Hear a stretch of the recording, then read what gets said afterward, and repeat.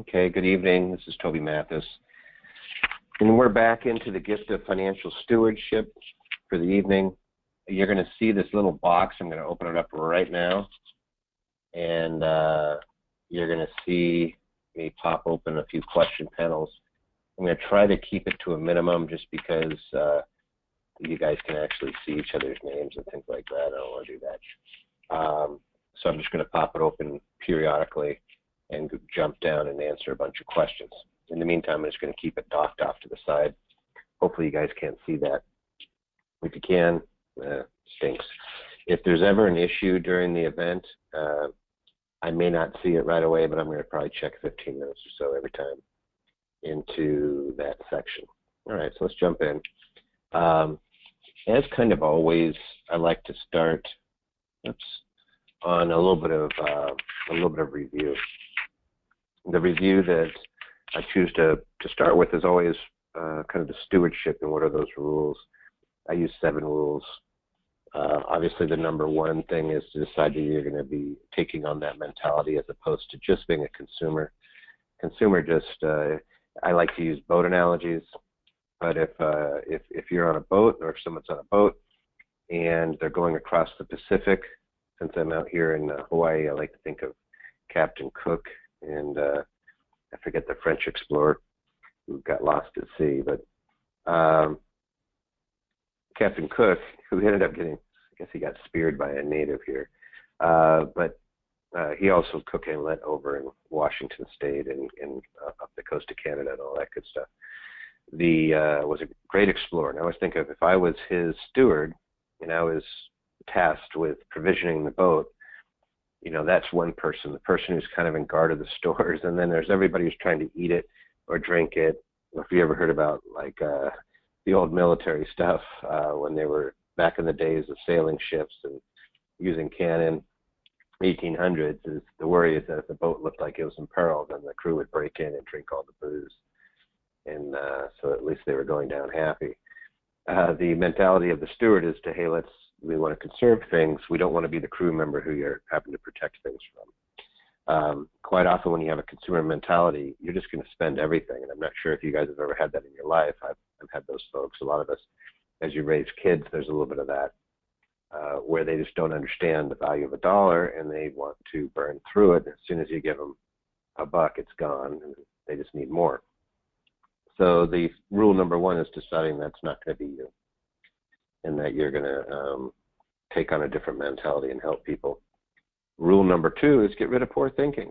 There's the 98%ers, and through no fault of their own, I say we get programmed, and we tend to be focused on ourselves as opposed to other people.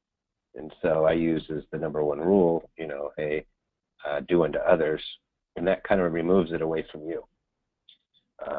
Obviously, number 1, depending on what your religion is, would be to your God, but the whole idea is that it's not to you. And so the golden rule, as you would say it, is do unto others. That's just kind of the whole idea, is once you pull yourself away from the mentality that it's all about you, things start to shape up differently. You're able to put away some of those wants as opposed to needs. Number 3 is assume the duty, put it on your shoulders. You're going to be that person. Not always the most, how do you say it? It's not going to be the most popular thing in the world because you're telling people, no, it's not okay to do this. Or if it's in your family, hey, we're not going to spend money on a new Carvier. We're not just going to go throw our money away. We're going to actually spend a little bit of time preserving. And, again, it's not always the most sought after job to be the one who's responsible, but it's very rewarding in other ways. Birds of a feather. Rule number 4 is if you're going to be a steward, hang out with stewards. Don't hang out with people that think it's a good idea to blow all their money. The vast majority of Americans, I wish I had the stats sitting in front of me. I'm just thinking of this now, but there's been a number of studies as who would last beyond an extra paycheck. So my personal view of net worth is how long could you survive at your current expenditures, the way you live now, without working. Get rid of your job. Assume that you're either disabled or retired, or you just, let's say you lost your job. How long would you be able to continue to exist? And that's sometimes a sobering thing when you actually do the numbers. The whole idea, and you guys may remember that when you do the quadrant, you have cash flow assets, you have appreciating assets, you have depreciating assets. This is from Hans at Dynasty. And then you have consumer. Consumables, should probably call that consumables. They're gone. Depreciating assets, it's just a matter of time before they're gone. Yet this is where that's where that 98% lives. The good portion of us do this whole appreciating assets, which, if you remember, appreciating assets, they boom and bust. They go like this. It's the stock market. Sometimes it's buying real estate, speculative. Hey, it's going to go up in value. That's grabbing something because you think it's going to be worth something in the future. And then there's cash flow assets. And this is my definition of an asset right here. I don't really look at any of these, any of this stuff. That's not really an asset to me. That's a liability for the most part. These are things that suck money out of your pocket. So I'm going to say these are liabilities. But a cash flow asset, something that's going to put money back in your pocket every month. It automatically puts it back in. Just pop this thing off, make sure that we don't have any questions right off the bat. Nope. I can't. I'm just. All right. So the whole point here is that birds of a feather, the people that you want to hang out with, should understand this. Should understand that these are the way of the 98%. Cash flow assets is the way of the 2%. And people will try to argue with you and tell you that it's not. Hey, I had stock in my company and my company got really valuable. And I'm like, it didn't. The reason that it's valuable to somebody is because it's generating something. If something's just valuable, it's buying a diamond. Great, I'm looking at it. Maybe it'll go up in value someday. That's not going to feed you. Maybe if you wait long enough, it'll go up and you'll be able to sell it. And then maybe you could turn that into an asset. But I look at something that's consistently delivering cash flow as being an asset. And the types of cash flow assets that are out there, there's really only a handful. You're going to have real estate, and that means cash flow real estate, things that somebody's paying you rent for. And it could be anything from commercial, where you're renting it, strip mall. I've had clients do very well in strip malls. I've had clients do very well in those storage units. I've had clients do very well in commercial buildings. The good thing about commercial buildings is your tenants tend to be long-term. Single-family residences, that's something that everybody always needs, and they tend to do very well in those areas too. But those are cash flow assets. Other types of cash flow assets are notes, bonds, dividend-paying stock, meaning owning a company because it's giving you money. And then I was talking with a friend who made a couple $1 million in the stock market in her spare time. This is actually pretty interesting. She was a customer service rep. I think she was making $10 an hour with an education company. And that education company used to teach option trading. And this was back in the 90s, mid-90s, when the market was doing its great thing. And she learned how to trend trade. And the way she would do it is you own your stock, you're watching the trend go up, but one of the things she did was something called a covered call, which is renting your stock or selling the option of somebody to buy it from you at a greater price. Now, so if I have a stock that's worth $10 and I think it's going to go up, I may sell someone the right to buy my stock at $11 in the next month. I might charge them $1 for it if it's really juicy stock. So I get the $1, whether they call me out or not, whether they buy my stock or not, I'm getting that $1. If the stock goes down in value, I still get that $1. So that's kind of renting your stock. Because I was complaining to her about the financial advisors, I tend to get a little bit chirpy on that when I'm talking to people in the stock market. And she goes, well, no, I get it. This is how I've done it. And I said, yeah, you know what, that actually makes sense. So there are some other areas that I haven't touched on, but at the end of the day, what it is if I have something, it's putting money in my pocket on a monthly basis, or at least quarterly. There's some consistent return. Rule number 5 is plan like a steward, and we're going to go over some of that tonight when we talk about blueprinting. But planning like a steward means that you actually have a plan. The first thing that you do is start putting things in writing. Even if they're wrong, it's not going to hurt you. So like if you say as a person, hey, these are things I'm going to do. I'm going to write down 3 big changes I want to make. I want to wake up every morning at 6 a.m. I want to clean my bedroom every day, and I want to eat less sugar. Okay. Well, even if that's not going to give you total economic success, it's not going to hurt you either. Anytime you put a plan that's going to be an improvement plan, it doesn't have to be absolutely 100% correct. It's just doing something deliberately that's going to be betterment. Rule number 6, and this is a big one, is shifting your spending into savings. And again, we're going to go over some of that tonight. And that is things that would ordinarily be, down here in the consumable. If we just shifted some of those up into cash flow assets, think of how much different that would be. And I always look at this. What if I bought a $10,000 watch? What if I had put a nice portfolio together that was kicking me $100 a quarter? And you say, well, $100 a quarter, that's only $400 a year. That's a long time before I have my $10,000. Yep, you're absolutely right.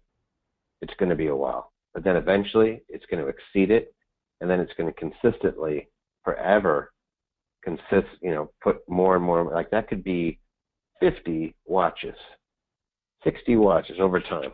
That could be, tons and tons, depending on how long it just sits there and kicks off income. So it's just recognizing that even if it's $1 a month that it kicks me, taking that 10,000 and shifting it over here to $1 a month, over time, it's guaranteed to be worth more than that consumable.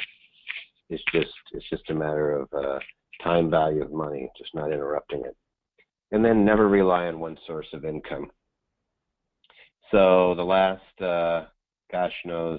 last 10 years, we've seen so many people who were so successful, and then all it takes is them losing their jobs, having something taken away, or 2 spouses where one gets sick, and all of a sudden, because they've been living paycheck to paycheck, or they didn't have a good savings plan, or they didn't own cash flow assets, they owned appreciating assets.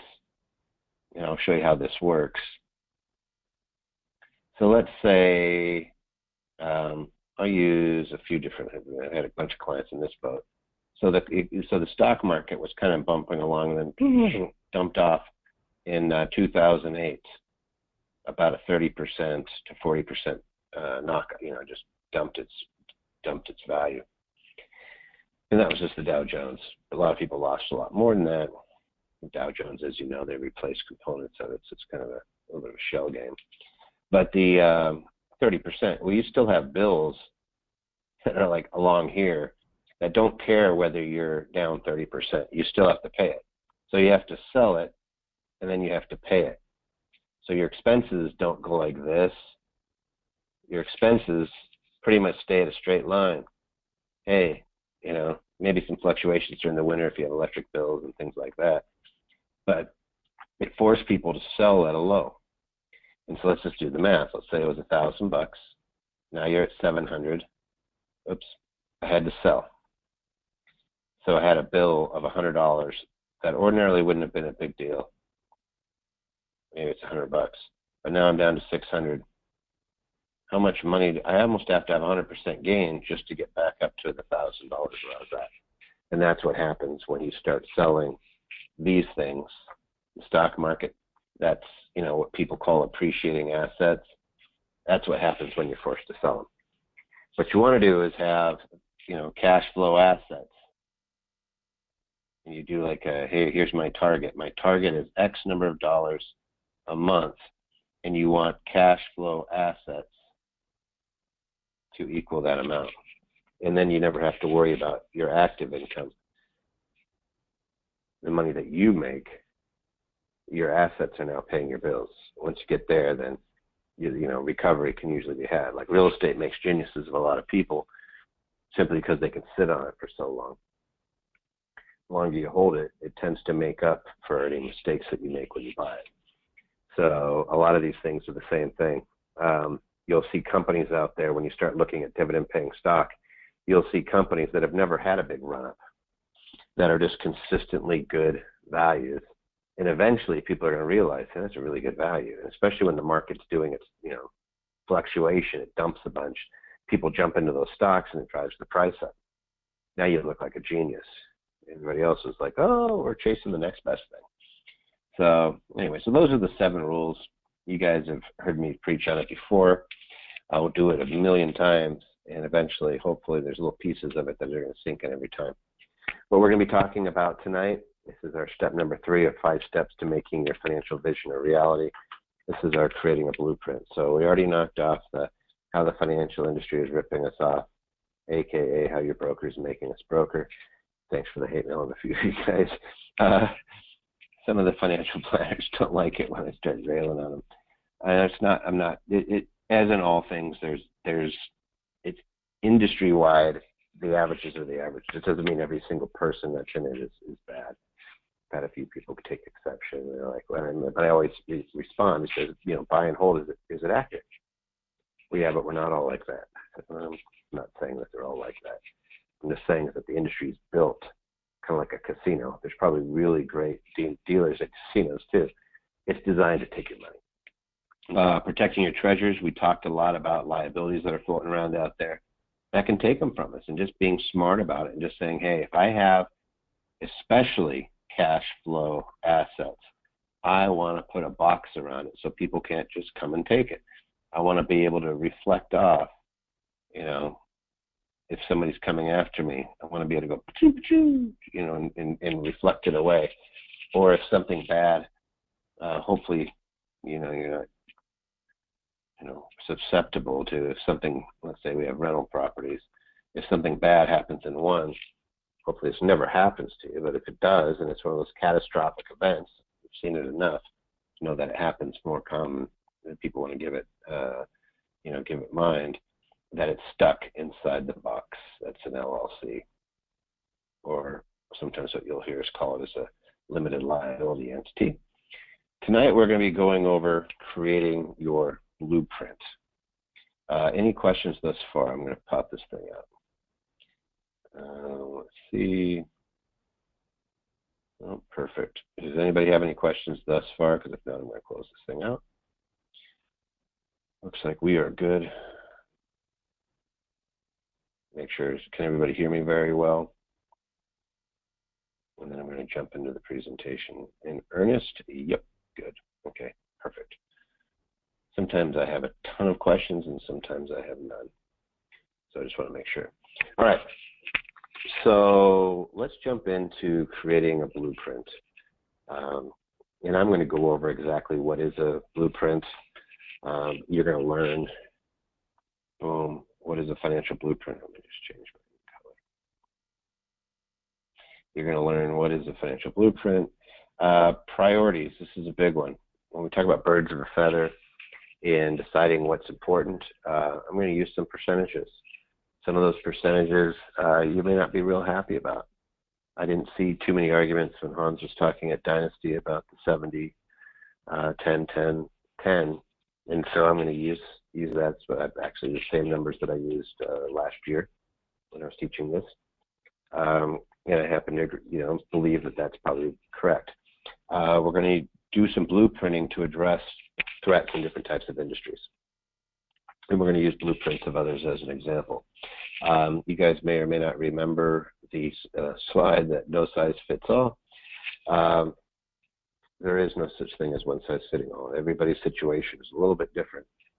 So you want to make sure that you are doing a fact-based analysis that says, hey, I want this to pertain to me.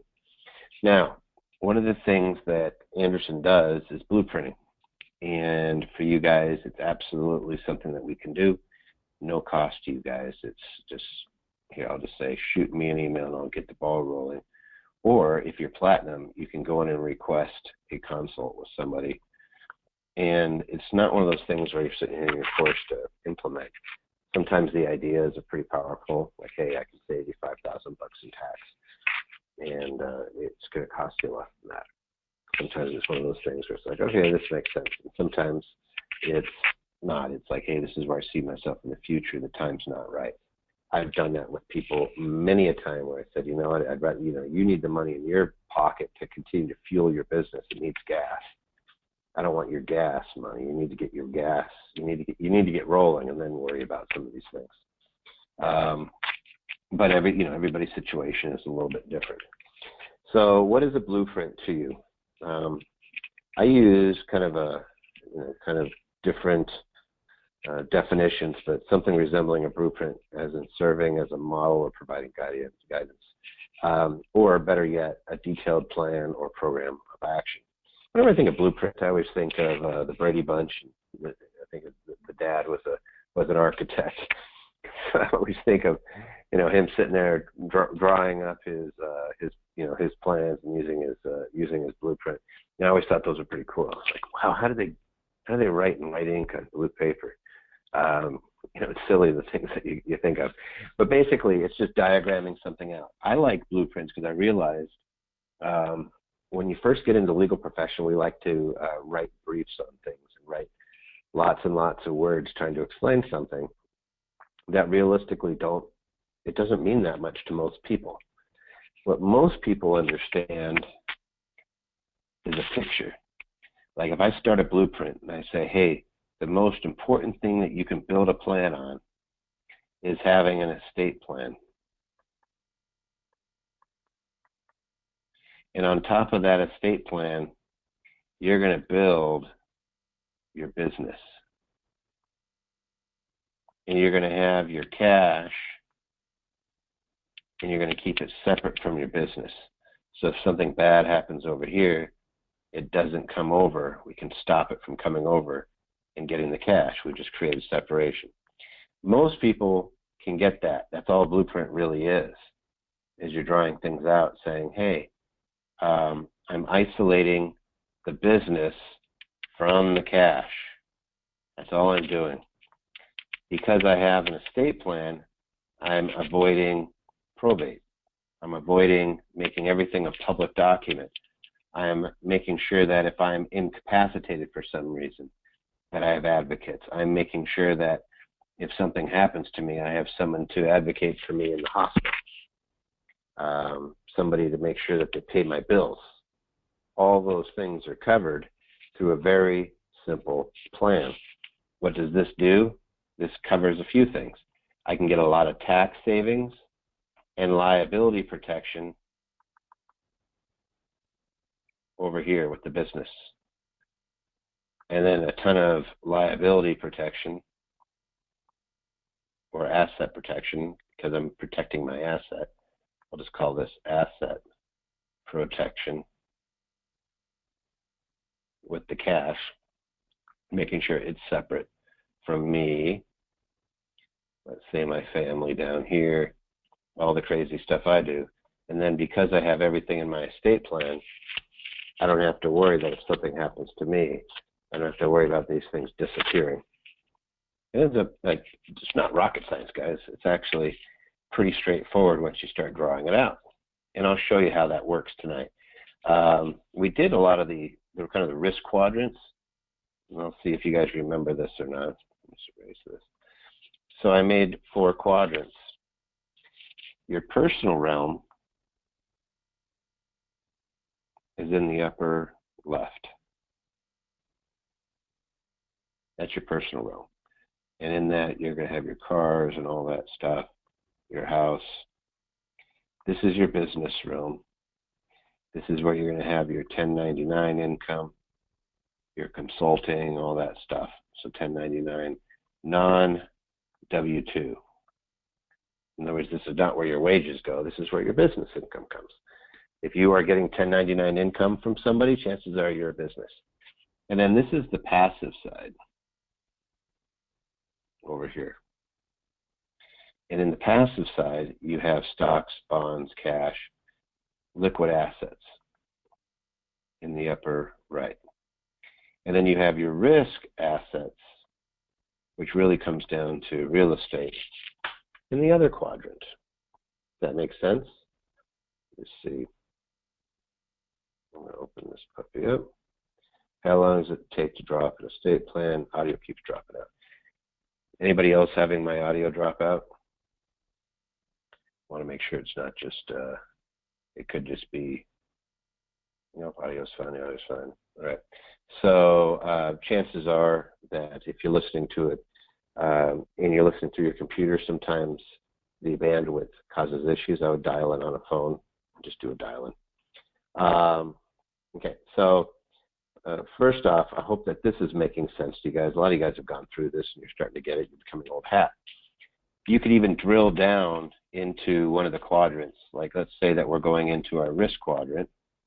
And we say, hey, let's go risk. And we have 1, 2, 3 properties. And then you may start putting boxes around each property. And that way, if something bad happens over here, it doesn't come crawling into my others. That's all it is. So then once we get that general view, and we know, hey, we have a business over here. Hey, in our personal realm, yeah, we should have some sort of estate plan. Here's our business, and then here's our risk. Here's our liquid. Then this becomes a very simple blueprint. Well, we have 1, 2, 3, 1, 2, 3 boxes for the real estate. And without getting too crazy, I'm not going to put the, holding entity on that. Then you have your estate plan. You have your cash, your safe, and you have your business. That's what a structure looks like. That's what a blueprint would look like a lot of times. A lot of people end up doing. Basic plan. These are very easy to put together. Now, when somebody does components, the estate plan probably takes the longest. I've been drafting almost most of them for the Danny folks, and there'll be 20 guys come through the door on a Monday, and I get a little bit backed up. But I would say usually within a couple months, you're going to have everything pretty much done. If you yell at me a lot, then it's probably faster. Or if you want to have one of our other attorneys draft too, they do them they're a little bit faster right now, because they don't have as much. Regardless of the case, putting together a plan, if you do it in earnest, can be, a 6 to 8 week endeavor. And then once it's in place, then like anything else, tweaking it is all you'd ever have to do. You're just maintaining it and tweaking it. And I'll show you how our program, the Anderson system, is designed to do the risk analysis, the blueprint. Then we look at it from a tax standpoint, and then we look at it from a continuity. Okay, are you doing everything you're supposed to do on an annual basis? And then we do some advanced planning if it warrants it. So those things pop in and out. So let's go back into that. And so that's where your blueprint comes in, is once we do our little design and we say, hey, we have 1, 2, 3, 4, then we're just taking it and saying, all right, 1 might be an estate plan, 3 might be, hey, we have enough cash that we want to put it aside, so that'd be 3, and protect it. There may not even be a 2, and there may not be any 4. It may be something that just kind of looks like this, a very simple blueprint, and very easy to add to in the future, or subtract from, depending on whether you're getting rid of assets or creating new ones. Some of the most successful people I've known in real estate, or just in general, have extremely simple plans. I have a very simple plan when it really boils down to it. I have one main operating entity. That's kind of my business. My number 2, Anderson, And then I have one main holding entity on the cash side and one main holding entity on the real estate side. And it owns all my other stuff, anything else that's involved in real estate. It's always going to flow through that singular spot.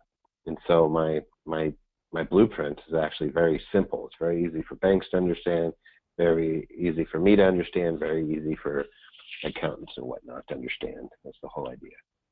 All right, let me just see if you guys have any other questions. I see a few. All right. So hopefully you guys can't see the names.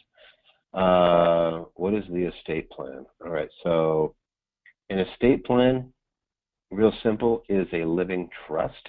It's something that covers, here's kind of an easy way to put it.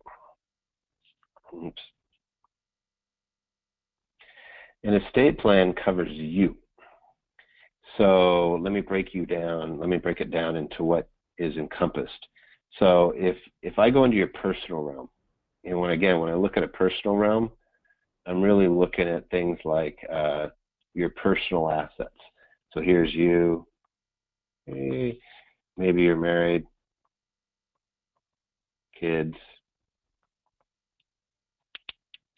Fido the dog,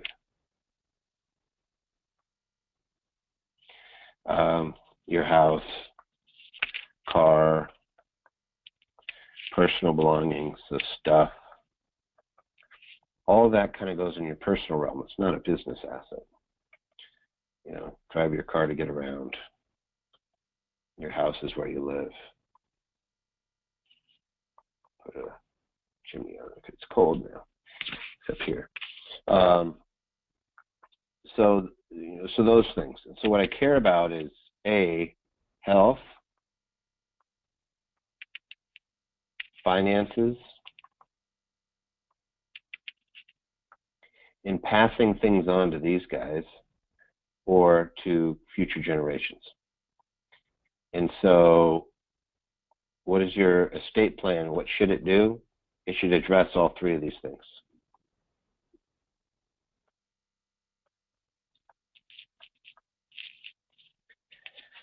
So it should make sure that if something happens to you, that you have somebody appointed to be your advocate. You never want to be in a situation where you're relying on a hospital or you're relying on some third party to make decisions for you that doesn't have your best interest. We don't want hospitals. We don't want the state. We don't want an attorney general popping in. It's also to make sure that in the event that something happens to mom and dad, that if sister or somebody out here is designated to be their representative, that they can actually talk to the doctor, that we have releases in place, that you don't have HIPAA sticking in the way. We also want to make sure that if these kids are minors, that we have somebody to take care of them, not the state. That we have their guardians listed. And that if we're doing that, and we have guardians, that there's finances for the guardians to handle the kids. Everybody always says, well, if something happened to me, I'd give my kids to, my brother. Well, okay, you got 3 kids or 2 kids or whatever it is. You just increase the burden on them. You may have just pushed them beyond the breaking point. So you got to make sure that there's something in place so that you're not just giving a liability over, but that you have a way to help out. And then we want to make sure that stuff. I saw a lawsuit. It's actually a case out of Georgia over a plastic Tweety bird. A brother and sister, when mom died, they fought over a $2.95 plastic Tweety bird. Like I taught putty tat Tweety bird. And the lawyer found one on eBay that was $2.95. Said, hey, I'll just throw it in. I'll just throw it into a box, both of them, since they're identical, and you guys just each get one. This kid said, no way. Let's see, here's a question. I rent 50% of my condo. Can I put the property into an LLC even though it is my primary residence? If it's not duplex, you can. The answer is yes. But the problem is it's really tough to separate those out. And then depending on your state, they may not be able to do anything with it anyway. So Depends is the big answer. Something to look at whenever you guys get into that type of thing is what can somebody take? So if I am up here, let's see if I have, let's say that, yeah, I'm going to scroll back up. So let's say that I own a condo and it's worth $300,000. Do you guys think that's a good target? Well, we're missing a piece of critical information, and that is debt. How much is debt that's secured by that property? What if it's $300,000? Then how much equity do they have to get? Zero. What if the debt was zero? Then the next question is, well, if you live in it, is it homesteaded, or at least a portion of it? Can we get money out of it? What if it's a $3 million property and it has only $300,000? You know, there's no easy answers.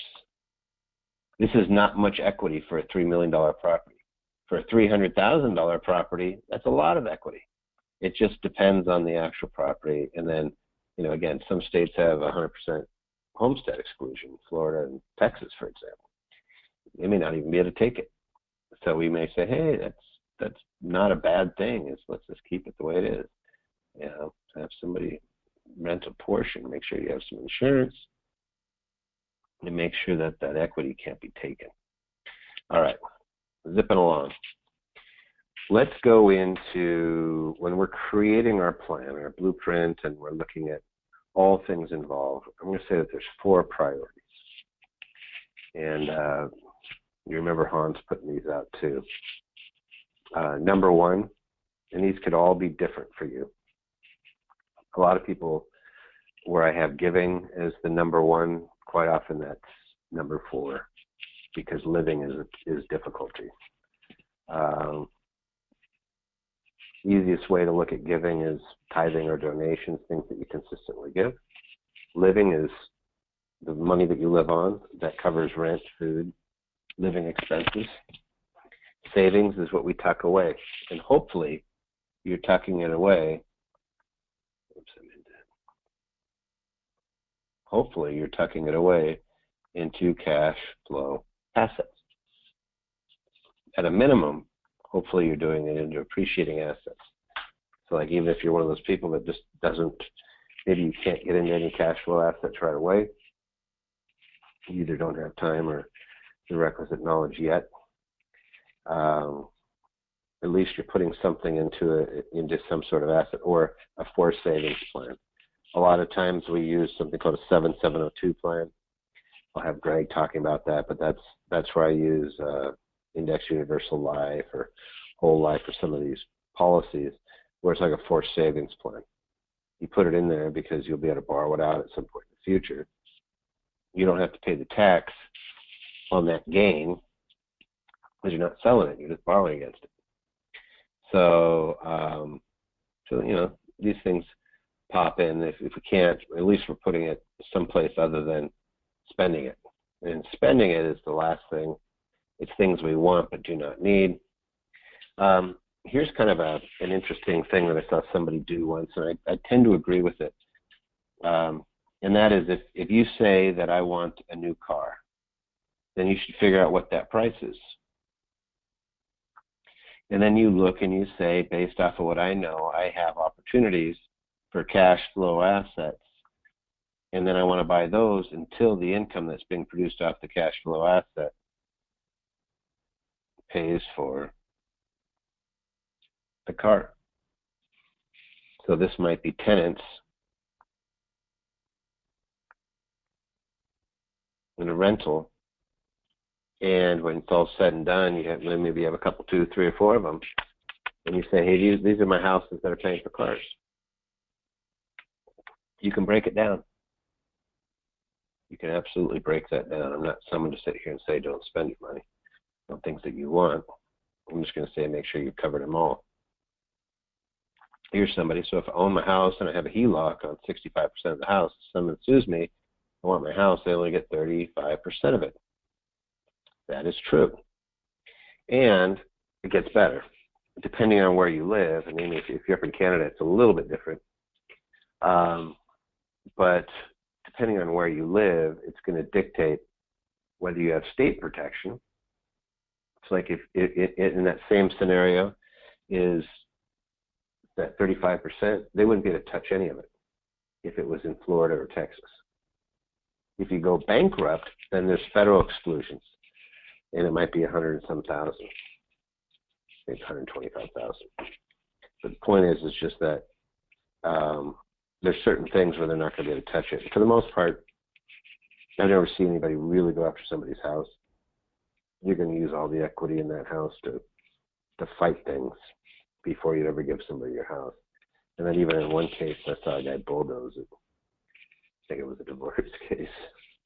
Oh, you're going to get the house. Fantastic. So took a bulldozer to it. I think he had to pay, but still, I think the point was made. You know, those types of things. Stuff can happen. So let's go back over the skin. 4 priorities: giving, living, saving, and spending. And that's just a matter of how you put it into play. So with the, again, with Hans's application, I believe this is how he's set it out, if I recall right. I'm pretty sure I do. And he said, hey, make sure you're giving 10, spending 10. Says, again, this is wants. It's not bad to have, you know, to be spending money. It's bad when it's out of proportion, and it's bad when you have no saving and all of your money is going into spending, which is frankly where a lot of the public is living, is in that realm. They're spending. They're doing none of this. They're not saving, or at least it doesn't appear that they're saving. They're not giving. And all they're doing is spending and living, which is no good. So a struggling person, and again, this is someone who's just trying to make it. And guys, I was there. Most anybody who's had some success has been in this category where they're struggling, and you know, so it's nothing to be. It's not a bad thing. It's actually good. It's a good, humbling experience. But if you're struggling, you're going to be spending most of your money just trying to do the living thing. And then you're not going to really have anything to spend because you're basically spending all your money just trying to pay rent and food. On someone like that, I'd force yourself to go this route and start saving, because that's going to be the means of getting yourself out. If you're a starving student, it's a little bit different. You're actually putting money aside. If you're doing the starving student thing, you're probably putting some money into savings anyway, like putting it into education.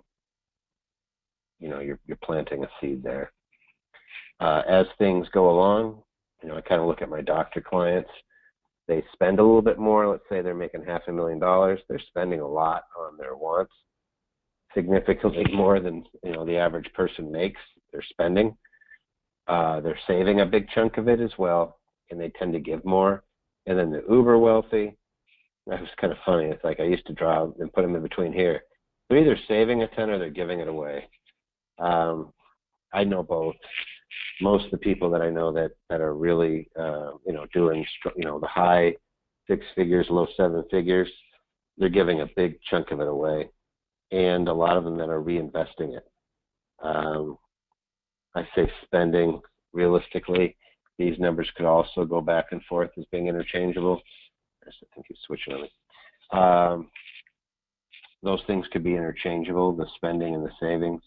A lot of them, some people just don't spend money. It's like Danny, you know, it's going to be a little different. It might be 50% and, you know, living on about 10% of what they make, which sounds like a low percentage. It may be a high dollar amount. Some of these folks making $3, $4, $5, $6 million a year.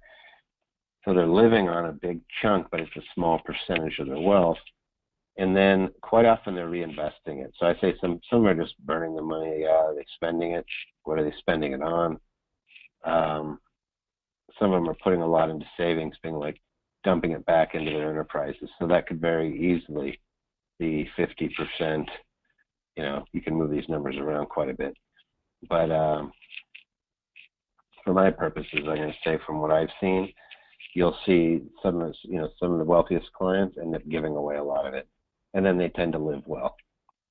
They're goofing around, they're running around, they're using a small percentage for living. They've already done savings. They've already got a bunch of cash flow assets that are kicking out. They're just not dumping much money back into it.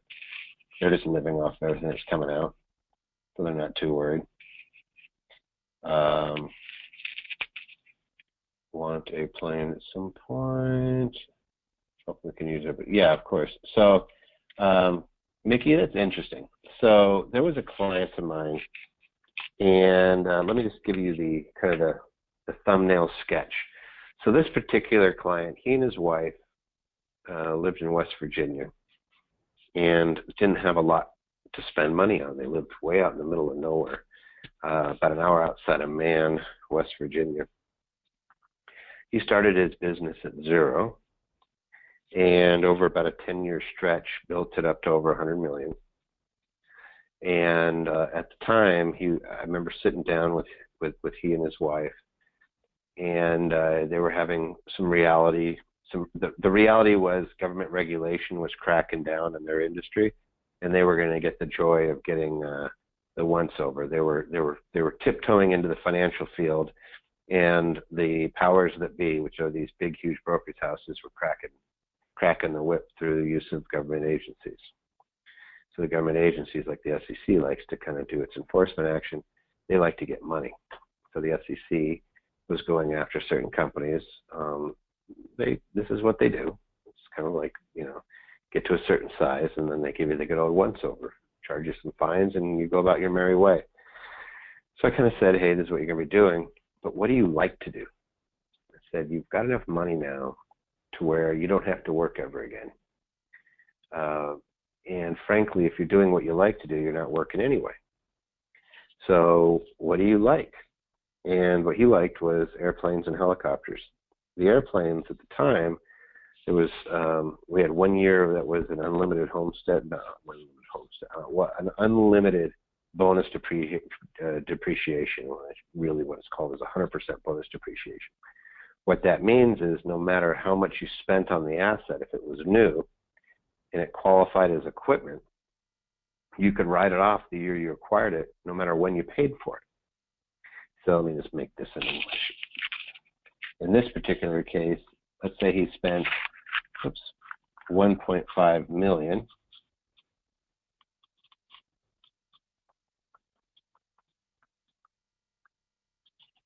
In year one.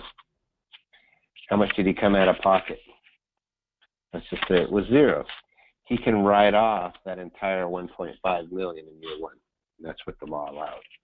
And then he paid for it going on. And so he says, hey, I really want to buy some of these things and pay no tax for a while. He's kind of doing what you're allowed to do. Congress opened this up to spur the economy, and he was doing his best to be part of the economy. But he's able to generate these things. The funny part of it is that because of that, he was able to acquire a few more helicopters that then he turned into a business. And as of right now, he's sold out completely of the past business. He's done with that one. And he does a completely new, separate business that's just doing gangbusters. And all they do is helicopter tours. And he has a blast. He does, more than 400 trips a year. And that's what he likes to do. He likes to fly around. He gets paid to do it. So I sometimes tell people, it's like, find out what you really like to do and do that, because it wasn't Section 179, actually. It was just bonus depreciation. Section 179 is definitely the equipment deduction where they have a dollar amount, but the bonus depreciation was in addition to that. I think the Section 179 was probably at $500,000, the same way it is now, but also you got to write off. You didn't have to do 5-year depreciation.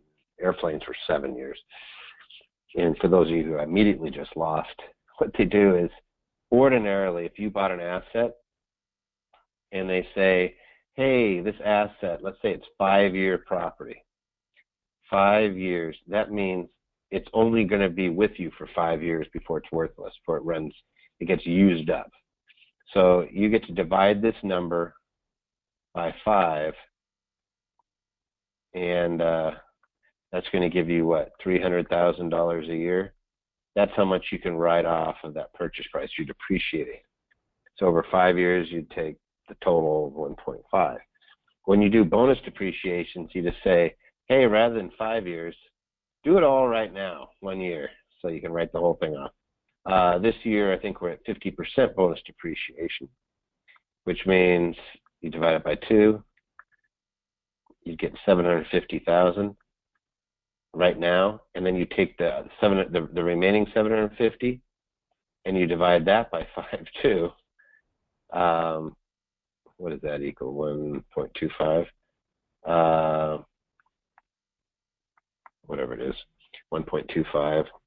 Let's see, 250 or 1.5, 1.50. So 150,000, and you'd add that to the 750. So your total first year deduction would be 900,000.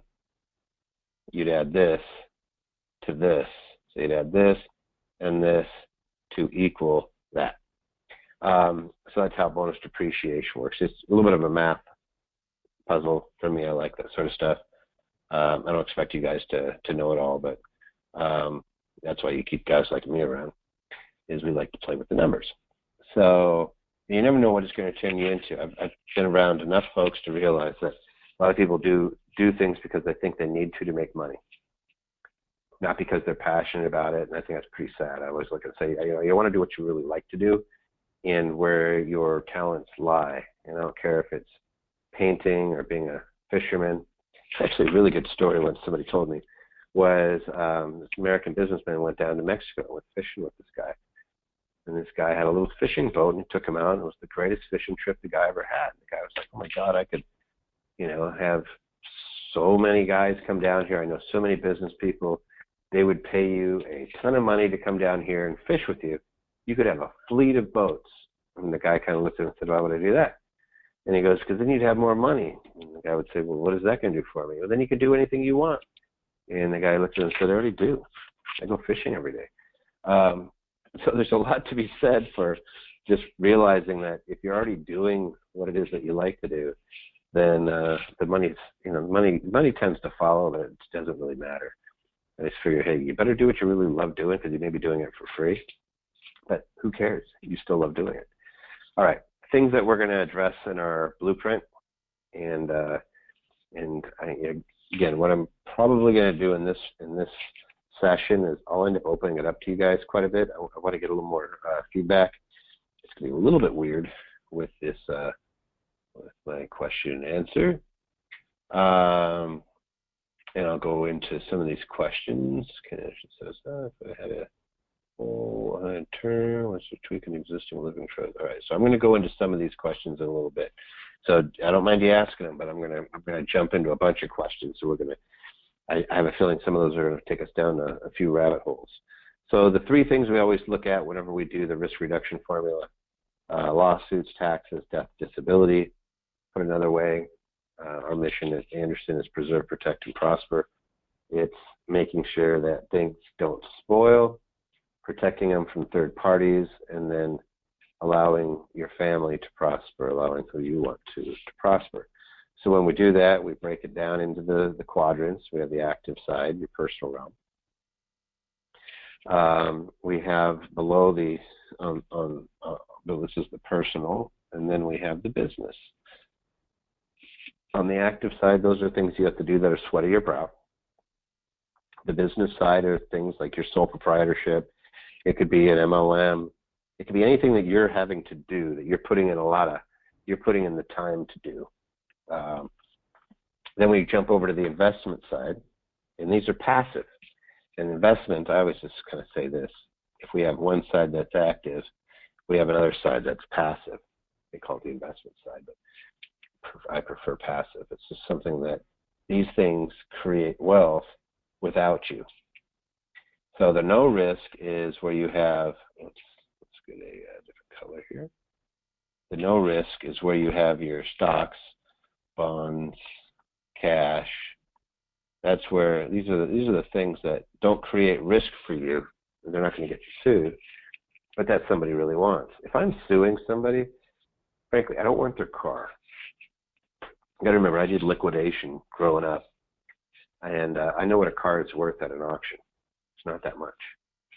When we would do the auto auctions, this is one of the things that I used to do to try to create a little bit of extra money once in a while. I did this until I was probably close to 30. I would go to police auctions and buy their cars because they were well maintained and they were cheap. And then I could sell that car, usually the down payment was the amount that I paid for it, and then I got payments. Never had to repo a single one, although there's lots of people that run used car lots and things like that where they'll repo the car 2 and 3 times. Never had to. I always just said, hey, I don't need to be too much of a piggy pig. I just try to double the money, buy a car, sometimes a little bit more. Just depends what you get it for. But those people weren't there buying them, paying full dollar. They were there for trying to they were getting a good deal. And so I never really worry about the personal realm and somebody taking stuff out of my personal realm over here. What they really want are these. They want your cash. They want stuff that's sitting in your name, easy to get. They want your investment accounts. They want to liquidate your stock portfolio. They just want to come and get all those things. The risk assets is real estate. And this is typically rental, duplex, and just owning them creates risk. What I mean by that is, if I own a single-family residence, just owning it could get me sued. Somebody could fall down the stairs, even though I'm not doing anything. I even have somebody else managing it. So those are the ones that we want to isolate. And you isolate things by putting boxes around it. So let's give you some examples. So here's my cash. Here's my risk assets again. I'm going to change my color.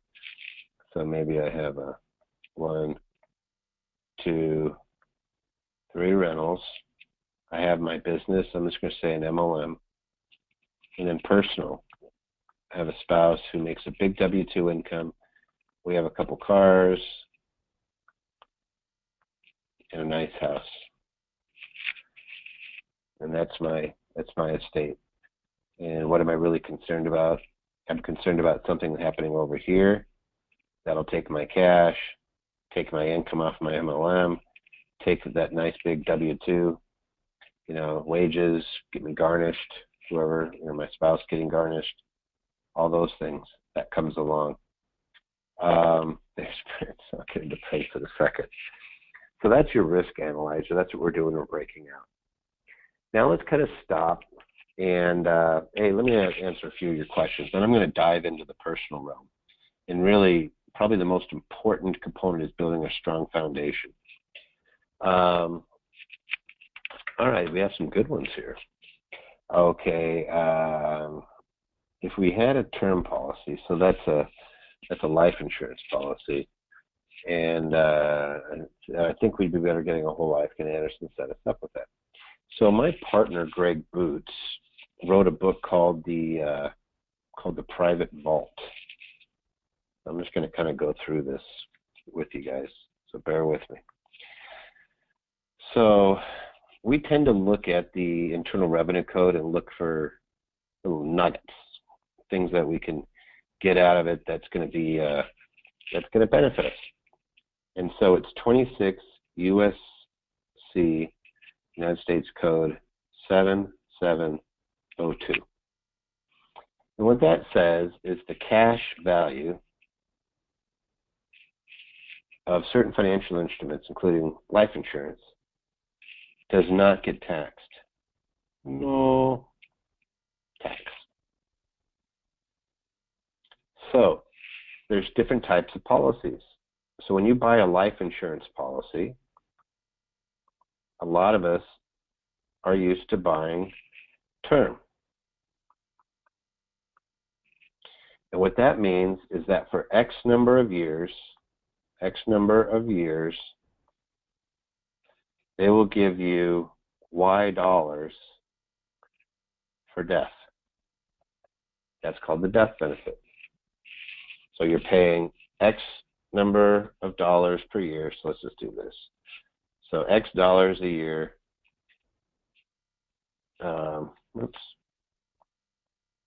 Per year for Y death benefit. So maybe I'm paying $300 a year for $500,000. They're not in the habit of paying these things out, guys. The average, and this is per their own, the insurance industry's own disclosures, is 98% lapse without payment. 1% is no pay to bennies. What that means is 99% of the money never goes to your beneficiaries. It disappears to the insurance company, and 1% of it, the insurance company ends up giving to the state because they can't locate a beneficiary, nobody claims it. So that means that about 1% of every dollar that goes into a term policy is actually going to be paid back out. So I think, personally, I think that's a bad idea. Yeah, they have their uses. On the flip side, you get permanent insurance. And permanent is where you see your whole life, index universal life, and things like that. You still have your X number of dollars a year for Y death benefit. We want this to be as low as possible. But then you go plus X, Y, let's just say plus Z dollars per year. And that equals cash value. And that's this thing. So what you end up doing in that type of policy, and again, I'm probably not giving this the justice it needs. I'm going to show you guys how this works.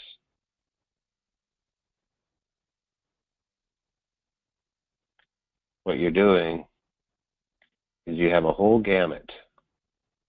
Here's the total amount of dollars that you're putting in. This little sliver is death benefit. This big sliver is cash value. That's what you want it to be. You don't want it to be vice versa. You do not want the death benefit to be over here. Death. Because what do you think the agent gets paid on? Death benefit or cash value?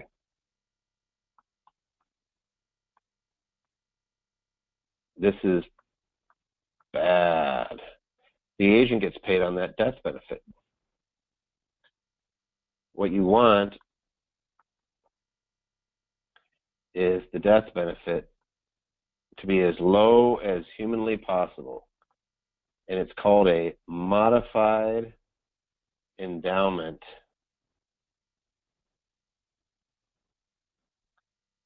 contract when it gets modified. Here, I'm going to write it out. Modified endowment. They call it mecking. You never want a contract to mech, which means there's not enough death benefit to justify the cash value. There's actually a mathematical equation that you could use to get this as low as possible in the cash value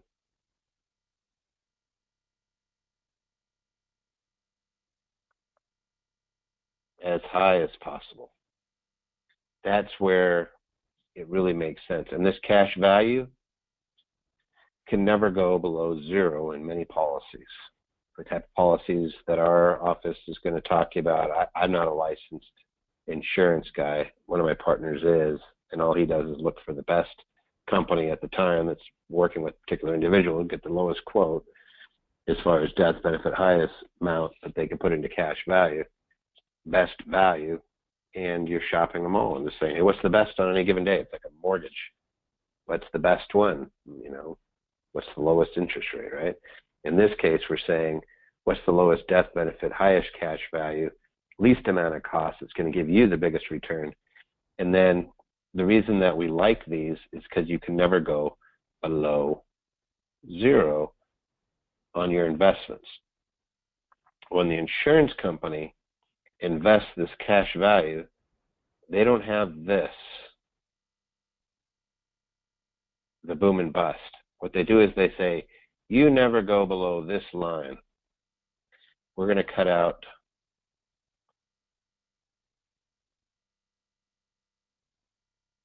and we're just going to, if you have a year where it's down in here, cut some of these little faces up. If you have a year when it's down here, you're at zero. You have a year where it's plus 20, they're going to give you 13. Down here again, 0, plus 13. And so you're going to say, well, wait a second, I missed out on all these plus 20s. Remember how the numbers work. If this was 100 and you lost 20, you'd be at 80. If you went up 20, you'd be at 96.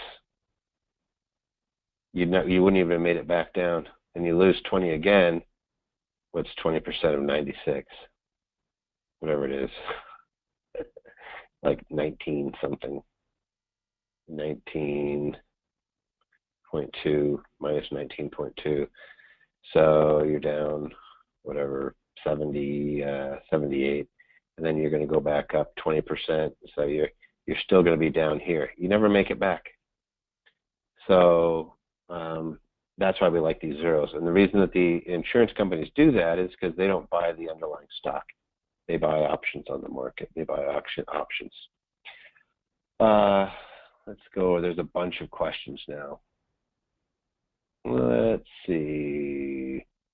Good questions, too. And so, hey, Lynn, just shoot me an email. You're going to be looking for Greg Boots. If you have somebody that you work with at my office, just say, hey, I want to get a meeting with Greg Boots. All he does is just run numbers. What's cost to tweak an existing living trust on average? It depends on the living trust. For the most part, if it's an easy tweak, it doesn't cost you anything. If it's a good trust. If it's not a good trust, then we restate them. Restating for Danny folks, I'll just tell you, when we do living trusts, this pricing is available to you guys, all of you guys. I'll just make this real straightforward. So I give you guys about half off of what a standard pricing is. So a complete estate plan. And an estate plan includes a living trust, the medical power of attorney, the financial POA, power of attorney. These are documents, and I'll go over what all those are. It's $1,500 for a single person. It's $1,750 for a couple. And that'll avoid probate, and it'll give you all the documents, including we even have the living will in there, end of life decisions, everything. That's only for Danny people. I'm just telling you that they have to come through the stewardship group. If it's family members, I'd still honor it as long as you're involved. So let me go through here. There's a bunch of others. So it always depends. A lot of attorneys, if you guys have done this, they range anywhere from $25 to $7,500. Some people do $2,500 per trust. So if you're married, they're going to get you a little bit. It's still cheaper than doing a probate, way cheaper. Average probate, as you guys saw from AARP, was 20%. So on a $100,000 estate, the average cost is about 20 grand. You'd have to have a really, really tiny estate to not be able to do this, and then it doesn't even give you all the ancillary documents. So we're always going to go there. If I want to purchase an RV for my business, could I use the bonus depreciation? Oh, so Marie, this is how it works with an RV. It depends on whether you're using it for personal use as well. Anytime you buy a vehicle in a business, and it could be any sort of, I mean, an RV is going to be one, but a car or anything, there's a tax amount that you have to recognize if you're personally using it. So if you are doing an RV, and I have clients that write them off as business expense as long as it's used for business. So for example, I have an attorney friend of mine in Savannah who has an RV, he calls it the War Wagon. When he goes to trial or when he goes out to places to meet with people, he's got basically a full-on conference room in the thing.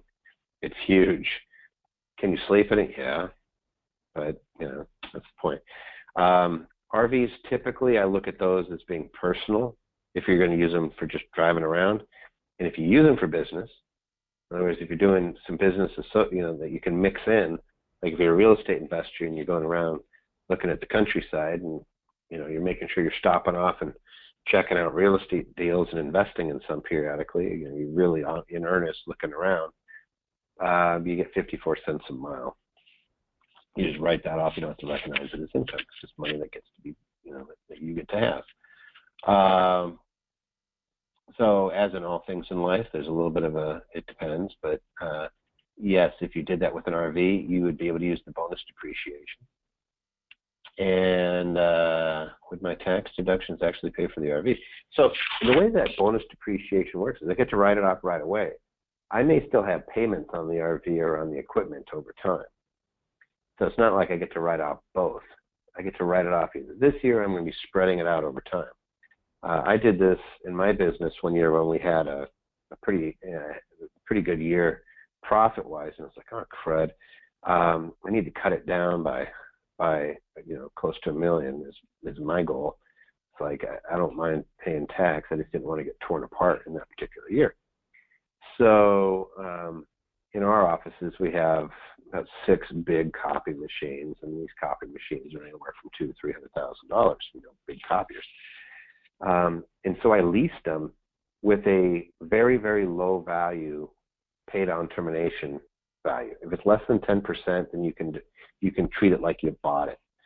And so that was a year of 100% bonus depreciation. So I got about $1 million deduction to lower my tax, but I still paid for the equipment, the copiers over the next 5 years. I paid that, and I couldn't write it off again. So I only got to write it off once. Aren't personal cars and home also risk items? All right, Tim, good question. GMAC owns lots of cars, and they lease them to people. Do they get sued for owning that car? The answer is no, they don't. Where'd this thing go? It just disappeared. Up there, it comes back. It's not the ownership of the vehicle; it's the operation of the vehicle.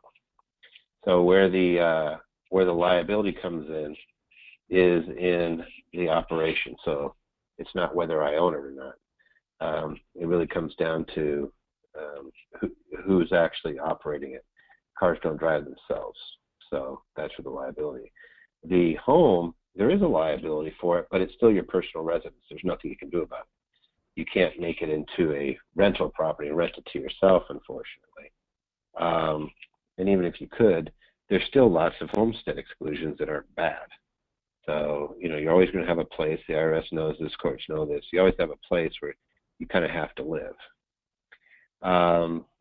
You know, somebody just wrote something else, hope that makes sense. Should you treat a vacation rental different from a single family residence as far as asset protection, insurance, and liability waiver? Should we, so a vacation rental, no, I would treat them exactly the same, Ken. What it is through third parties that are taking possession of your home, of the property, and there can be liability that comes along with it. Let's see. Okay, I'm trying to understand if we should readjust our percentages to support saving and investments versus all of it going to pay down debt, which is about 40%. Thoughts? So, Jerry, there's different types of debt. So if I'm drawing this up and I have consumer debt, I have depreciating asset debt, I have appreciating asset debt, and I have cash flow asset debt, the only type of debt that we like is over in cash flow asset. If you have enough money coming in off the cash flow that's paying off that debt, then that's okay. I'll put a little thumb. I'm going to say that's okay. If you have debt on consumer items, consumables, or on depreciating assets, I would probably want to pay that off sooner, unless you have the ability to get other cash flow assets. So it really depends. So let's say that I have consumer debt and depreciating asset debt, and they're 4%. And I could pay that down, and I'm paying that off. It's really, maybe it's not costing me a ton, and I have an investment that I could put it into that's going to pay me plus 8%. Then realistically, what kind of debt is that? I could pay that money right here, or I could just put that money up here. I'm paying a cash flow asset that is then paying that off. And so I might justify doing that. It's really hard to find these, though.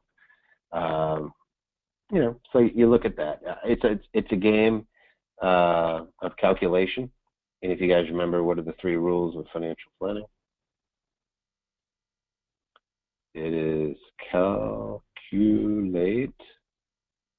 calculate, calculate. Yep, absolutely. You guys have a lot of questions. All right, can you change the death benefit if you have had a policy for over 20 years? Yep, so it depends on the policy. So one of the things about these IUL in specific is, remember how I said there's something called a modified endowment contract, MEC. That means that the death benefit has to be a certain proportion to the cash value. If your cash value goes up, guess what has to happen? It forces your death benefit up. So one of the tricks to these things is, if I have a low death benefit, let's say that I started a policy, let's just say it's $500,000, and then I constantly dump cash into it, which is what I've done, it's going to drive that death benefit up. The death benefit can never be below that proportion to the cash value. If I can get my cash value up to $1 million, my death benefit has to be greater than that million. It's going to be about 1.5. And so I can absolutely jam money into it. Let's see, somebody says, let's see, yeah, so you can change that. When you take a loan from cash value of an IUL, does interest go back to the plan or a third party? So the answer is it depends. It depends on your policy. So let's say you have death benefit and you have cash value. The loans that you take from the cash value are not taxable, so no tax. First off, that's why we like them. They're fantastic tools for getting money out of things. But you are going to have an interest rate that's accumulated. The question is whether that goes back to the company or to you. Here's the fun one. The cash value, regardless, your cash value, let's say that you have $100,000 cash value and you borrowed $50,000. Your policy, if you're paying it back to the company, is still $100,000. You now owe the company $50,000. So you're paying that interest rate. Right now they're about 4%, depending. This $100,000, depending on what it's invested in, could either be greater than or less than that 4%. Let's say that that we had a good year in the S&P and it went up 10%. Then you would make $10,000 on your total cash value. Your account would be worth $110,000 at the end of the year. That $50,000 was charged 4%. You'd pay the company whatever that, 2,000. You actually made money on the money even though you borrowed a good chunk of it out. It's kind of a weird thing to get your mind around. The other route that you go is what's called a wash loan, which means if you take 50 out, it would just lower the account value to 50. The company doesn't make interest and they don't pay you interest. It's basically you're at a zero. All right, if you take a loan, then just go, okay. Tim, I'm searching for life insurance, permanent insurance. Infinite banking is what some people call it. There's also bank on yourself. It's all these same things. It's all great concepts. What you have to know is that because these agents have the ability to fluctuate, can charge you a higher death benefit, this is where the premium is at. This is where they make money. So whenever you get a quote, and again, I like using my partner just because he's an attorney, and he tends to just give you all your options. He's not beholden to anybody. They make money on your death benefit, and they can jack that puppy up. I mean, I've seen guys, one group that works at Allianz, which is the largest IUL. You could go to one company, and you have no access to your cash value for 5, 6, 7 years. It's used up because they gave a huge commission to the agent. The agent's looking at this, licking their chops and saying, dump a bunch of money into it. What you really want to do is say, hey, I should be able to get all my money back out within 5, 7 years if I want to. Write me a check and get everything I put into it if I need to. So, and in a good policy, that's going to be the case. Let's see, set up for the estate plan. Fantastic. The number one thing that you guys need to do is make sure that your estates, and I'm going to go over some of the bad stuff that happens without it. I'm wanting to set up an estate trust, but I may get married for the next year. Should set it up now and wait till after. So if you set up a plan now and then you get married, all we're doing is taking a single trust and redrafting it into a joint trust. That's what it comes down to. What I would say is don't ever let marriage and imminent or anything matter, because here's what could happen in the meantime. What if you were to be get ill? Would you want your fiance to be able to come in and act on your behalf? Because the answer is going to be no, unless you have it in writing and allows them. Side note, how do you get your slides from Dynasty? Email me. I'll send you that. Or Justin Campese, or you go into any of our, if you're a Platinum member, you can just say, hey, I'm looking for the slides. It's in our big cloud. T. Mathis. I'm going to give you the simplest one. ALGlaw.com. That's an A. T. Mathis at ALGlaw.com. So you can shoot me an email. Say, hey, I want your slides. Let's see. If my mom owns my house and I buy RV to live in for close to my mom, could I homestead it? Oh. I can live in it for a year, so I can take it off my taxes. This is interesting. I think I'd want to talk to you about this.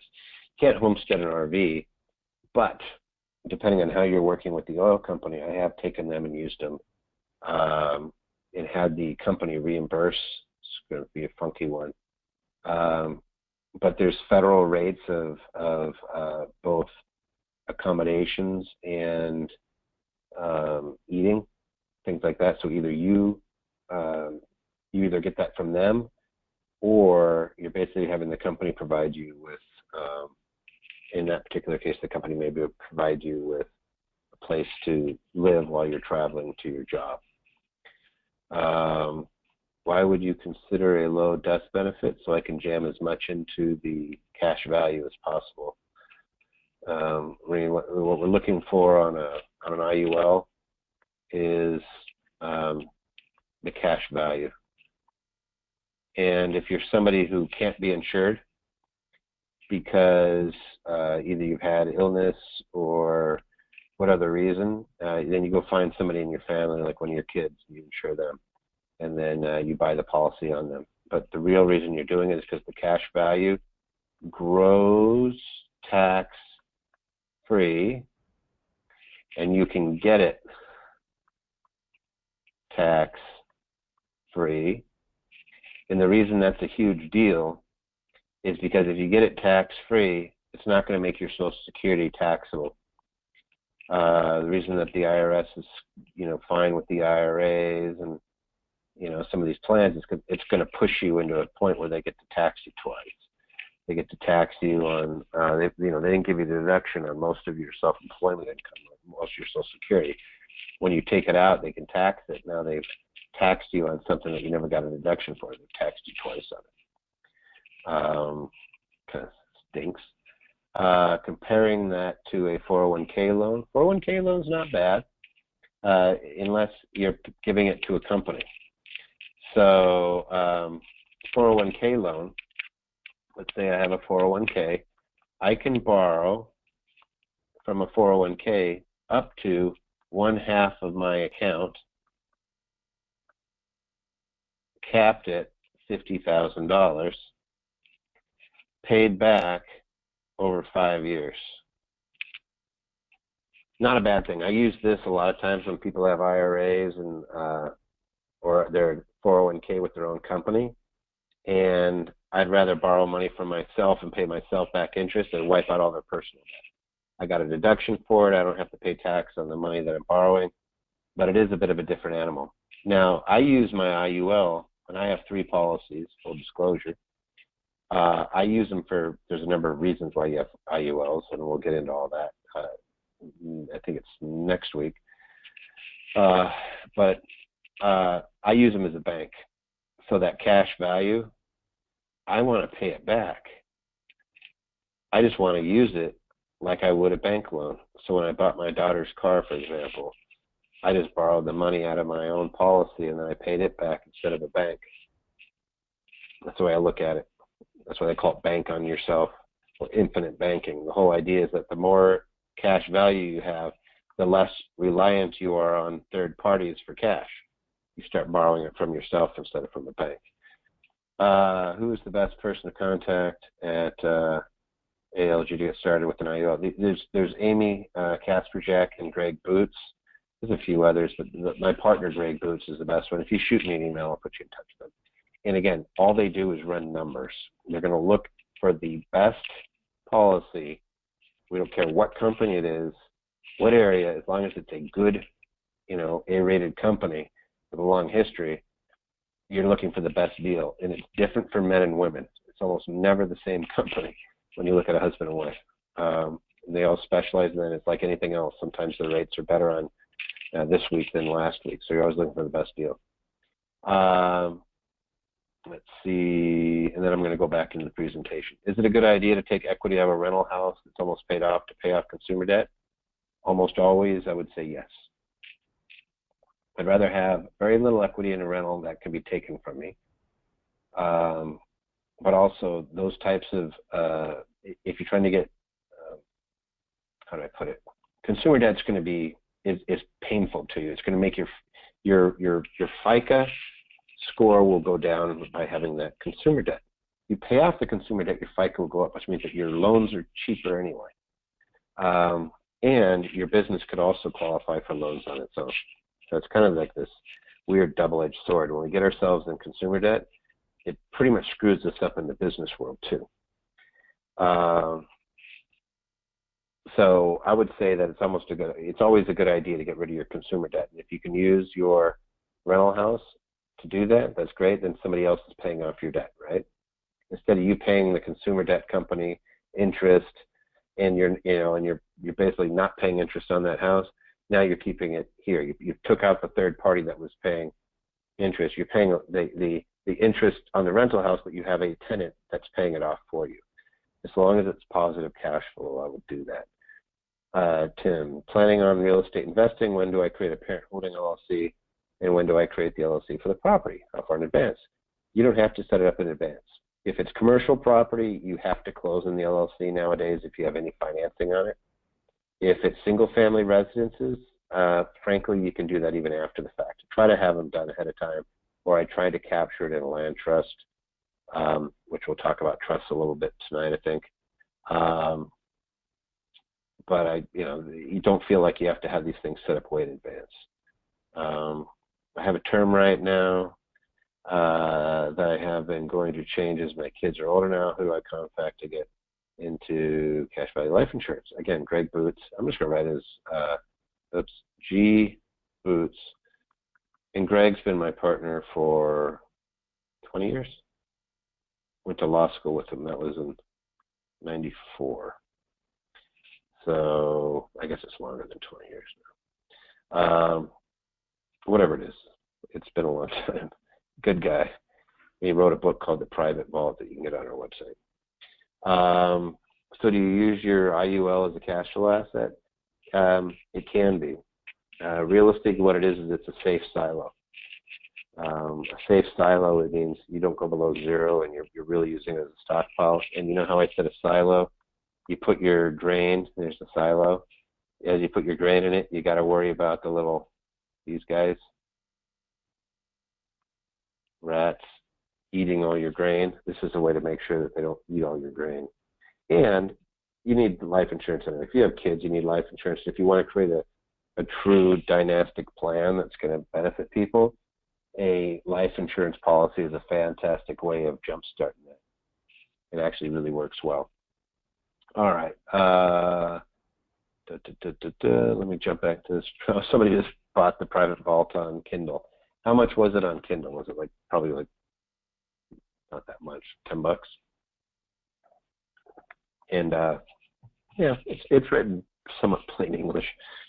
$9.99. Yep, you can go to Amazon and buy The Private Vault, or contact us. Greg's a really good guy. Again, he's one of those. He's like me. He says, what do the numbers tell you? What are the guarantees? What are the likelihood? What are the averages? If we take zeros, if we take negative numbers and make them into zeros, it's a lot easier to figure out your average when you're not going to get hurt. So there was a 10-year stretch, just to give you an idea. There was a 10-year stretch where if you were invested in the stock market in the S&P and you invested $100,000, at the end of that 10-year stretch, it would have been worth $96,000, even with the record gain, because you had a couple years where it just tanked. In an IUL, that same S&P, using the way that insurance companies invested it was just through options, that $100,000, same market, same period of time, same everything, was worth $212,000. You have a hard time explaining to me why more people don't do it. The guys that don't like them are the guys that are selling you annuities and term and having you invest in mutual funds. And the reason is because 70% of that money goes to them. Either that or they're just ill-informed. And there's some really great guys. Like, I have a lot of respect for some of the guys out there really, selling the term policies. There's applicability for term. But for long-term planning, it just doesn't make sense to me because, again, it's 99% certainty you threw your money away. But if you have a young family and you want to have cheap insurance, that's a nice way to start. But for investing, where you're starting to put money aside and you want to allow it to grow and you want it in a safe place, no insurance companies went out of business during this depression, recession, whatever you want to call it. Lots of banks went out of business. So let's keep going back in. Fun stuff. All right, now we're going to jump into kind of more into this personal realm right here. What I really care about you guys is you guys. When I talk to Danny, a lot of Danny's time is spent on personal development, making sure that our folks are walking with their eyes open, they're changing things in their lifestyle to make themselves better. I get that. When I work with folks, one of the first things I want to do is make sure that the estate plan is done, because you don't want to end up like this guy, Prince. Not the look and not the antics, but actually I wouldn't mind having his talent with the guitar. But because he died with no estate plan, $500 million minimum estate, and half it's going to go to the government, either through the state of Minnesota or to the federal government in taxes. But even worse is there's been a battle over the estate since he passed. There's been probate action, which is the court involvement, since he passed. He just left a mess, just a mess. And you know, it's not something you want to create unless you really want to mess with your family and your beneficiaries. You want to make their life kind of miserable. Then make sure that you don't have an estate plan, because this can be bad enough that you've passed. Now you've just added into a requirement that they go to court and a bunch of complexity and all that good stuff. It's never a good situation.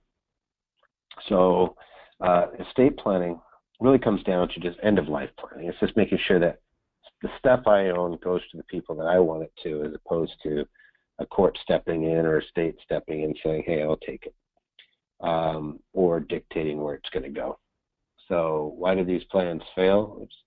The first one is people think they have lots of time. I wish I had a nickel for every time somebody says, I'm still young, I can do my plan. I say, well, it's not just about death. Everybody thinks that estate planning is about passing. It's all the stuff that happens to you in the meantime. My dad had Alzheimer's before he passed. He had it for 8 years. 8 long years that progressively got worse. In the first few years, it was more of chaos. It was the ordering of things that you had no, why are you buying that? It's just buy a tractor even though you have a backyard type thing. It's, where are these decisions being made? Or, somebody comes along and starts trying to, they prey on some of the elder or folks that may not be of sound mind, and they're trying to sell them something or get them to do things. There's just a whole subset. It's making sure that there's somebody there to advocate for an individual. The attorney generals, like for example down in Florida, are extremely active because people prey on those folks. Time is not necessarily, this, hey, this is only going to happen to me when I get old. My dad had Alzheimer's in his early 60s, or in his, I guess would be about his lower to mid 60s. Actually, no, it's pretty early on in the 60s. So it's not that it's it's not like it's that far away of a possibility. And then even on those, I think at Dynasty, I showed you that the email I had with the couple. They're my age. Look at it and go, wow, these things come up and can bite you. I've had a number of clients in their 30s pass, and it's usually unexpected things. It's life-altering events that nobody would have anticipated. It's the cancer. It's accidents. It's car accidents. Probably one of the sadder situations was the guy went in for liposuction and didn't come out of the surgery. Husband was devastated, a lot of guilt, and all she was doing is thinking that she was going to have this procedure done, and it wasn't a huge deal. And, the percentages are pretty nasty on those types of procedures. It's like they're not nothing. So anyway, but the people think that they have plenty of time, and then the next one, poor advice. It's almost like they're trying to protect their industry. So, and it's usually my brethren, the attorneys, and they are so focused in on death. It's the will, and the will is inapplicable during your lifetime. It doesn't do anything for you until you're dead. So they do these documents that they're not even going to be effective until you pass. Yet that's what they're obsessed with. And it's like, no, how about during their lifetime, making sure that they have a power of attorney for health care, that somebody's there to advocate for them. Somebody said that they were getting married in one of the questions. Just make sure I didn't have a whole bunch of other questions. We got a bunch of others. I'll get into those questions too. Well, let me see how I want to start this. Somebody just asked a really good question. I think we're going to go back to it. Somebody said they were getting married. I'm going to go back there. So this is something that we saw a lot of, especially in the 90s, where you had folks cohabitating and living together in relationships. A lot of the same-sex relationships were in this realm. and they had no legal recognition in the States and in most of the doctor's offices with HIPAA. They were gun shy. They could not share information. Frankly, what would happen is if the person wasn't married, they had no legal right to be there, and the family would ban them. So if somebody was in a car accident, and here comes the partner of that individual, and again, whether it's same sex or opposite sex, it doesn't matter. The person comes in and they want to be in that in the hospital, or even be in the ER, or be with that individual, and the other person is not conscious. The first step is to remove them if they're not immediate family. So the way around that is to have written documentation that allows them to be there. That's called a medical power of attorney, an advance directive in some states, in a HIPAA release. But those are the things that give you the ability to come in and act on somebody else's behalf. Because if you don't, then you may be out to lunch. Somebody asked about the difference between an estate plan and a will. So an estate plan is something that starts, let me change this color here, that starts now when you pass, continues to go on, and it can go on basically a long time. That's what I call a dynasty. That's what an estate plan is to me. I look at it, and sometimes I do 200 years out. So just kind of think of what you would want your estate to look like. Think of the types of things that you'd want to accomplish, or allow your family to accomplish if you went out way into the future. Just type of things you could accomplish. A will, on the other hand, only kicks in here. It is only going to be ineffective for a short time. Oops. Short. And the reason being is because a will's there just to distribute the asset. The purpose of a will is basically to change asset from hand to hand. It's a public record. It's something that everybody can go in and see. Everything that's been passed over, everything that's in the estate gets to be disclosed. In fact, in Washington State, where I'm from, and where I practiced for many, many years, they had a situation where there was a lot of home invasions, and they figured out that what was going on was people were pulling the probate records to find abandoned houses with lots of assets. And they were using it almost like a menu. Say, oh, this house is vacant and it has these items in it. And they would go in, and it's almost like a shopping list.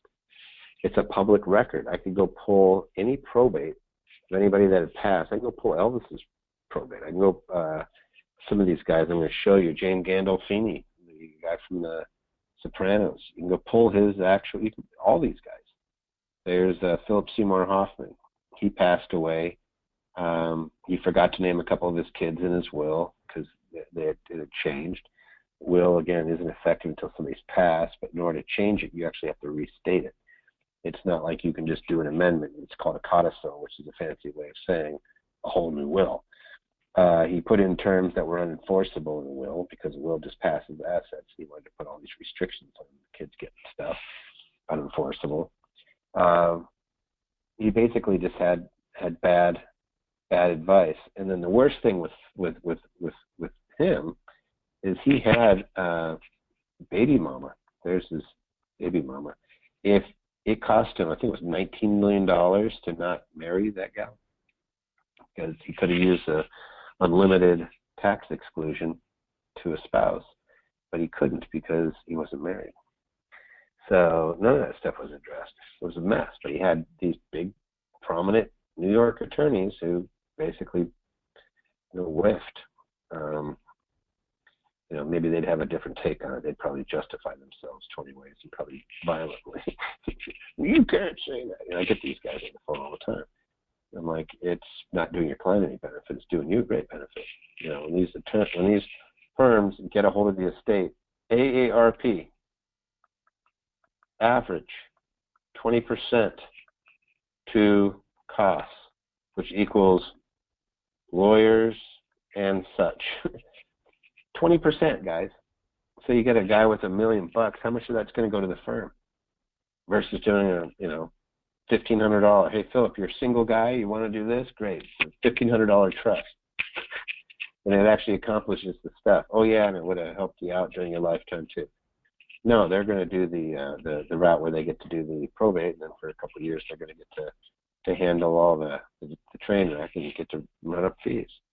It's really that insidious. So anyway, that's me griping about the living trust again. Who else do we have? Sonny, Bono, and Cher. You guys know this story. We talked a little bit about it, Dynasty, but Sonny passed away, and Sonny passed away, and unexpectedly ran into a tree while skiing, and his wife, who really didn't have access to any of the accounts but had the kids, immediately found herself in a media circus because Cher shows up saying that Sonny hadn't paid his alimony, saying he owed about $800,000, $900,000 or whatever it was of alimony. Sonny's estate was worth maybe $2 million, and Cher was worth about $300 million. But here she was going after this gal, trying to get the money.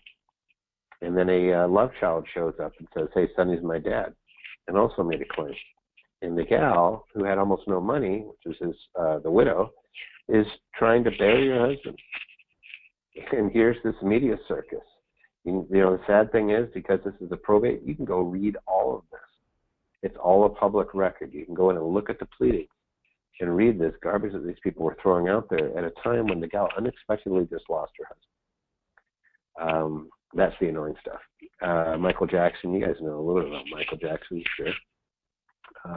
His mom jumped in and tried to get the estate because in California, it's a statutory percentage. You're getting a piece of the total value of the estate, not the net value either, the gross value.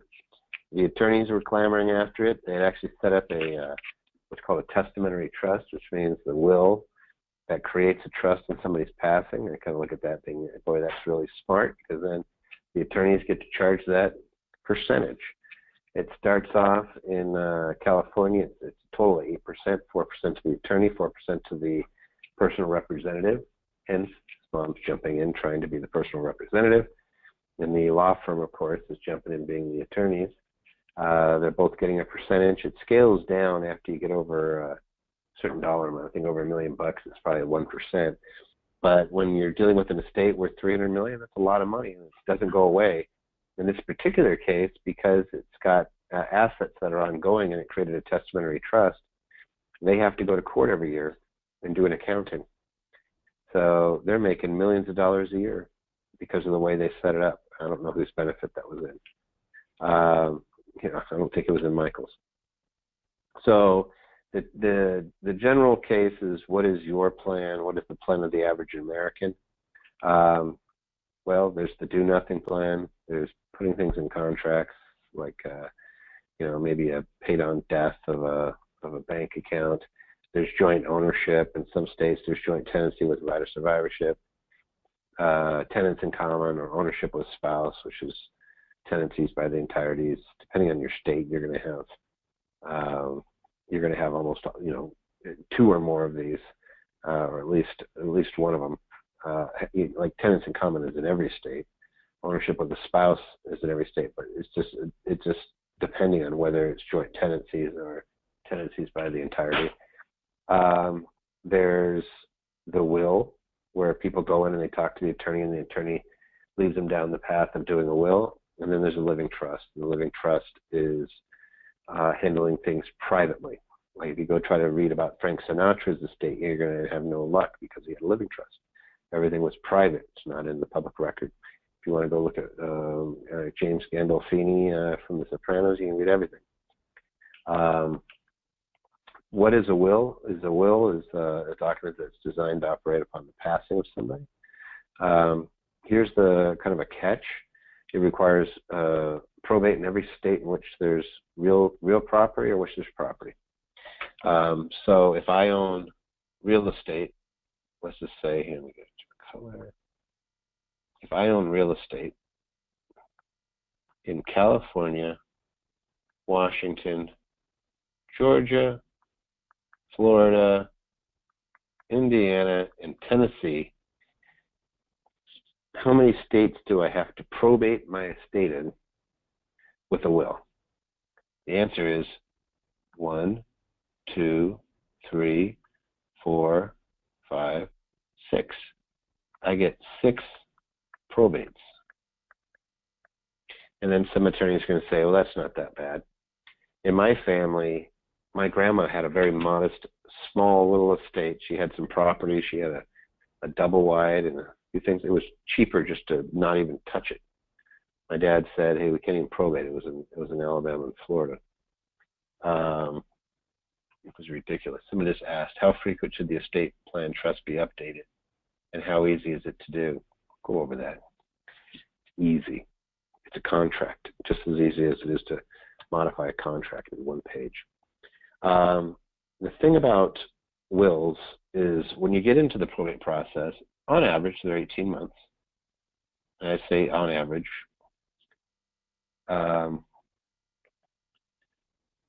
They can be expensive. We had AARP saying they're as high as 20%.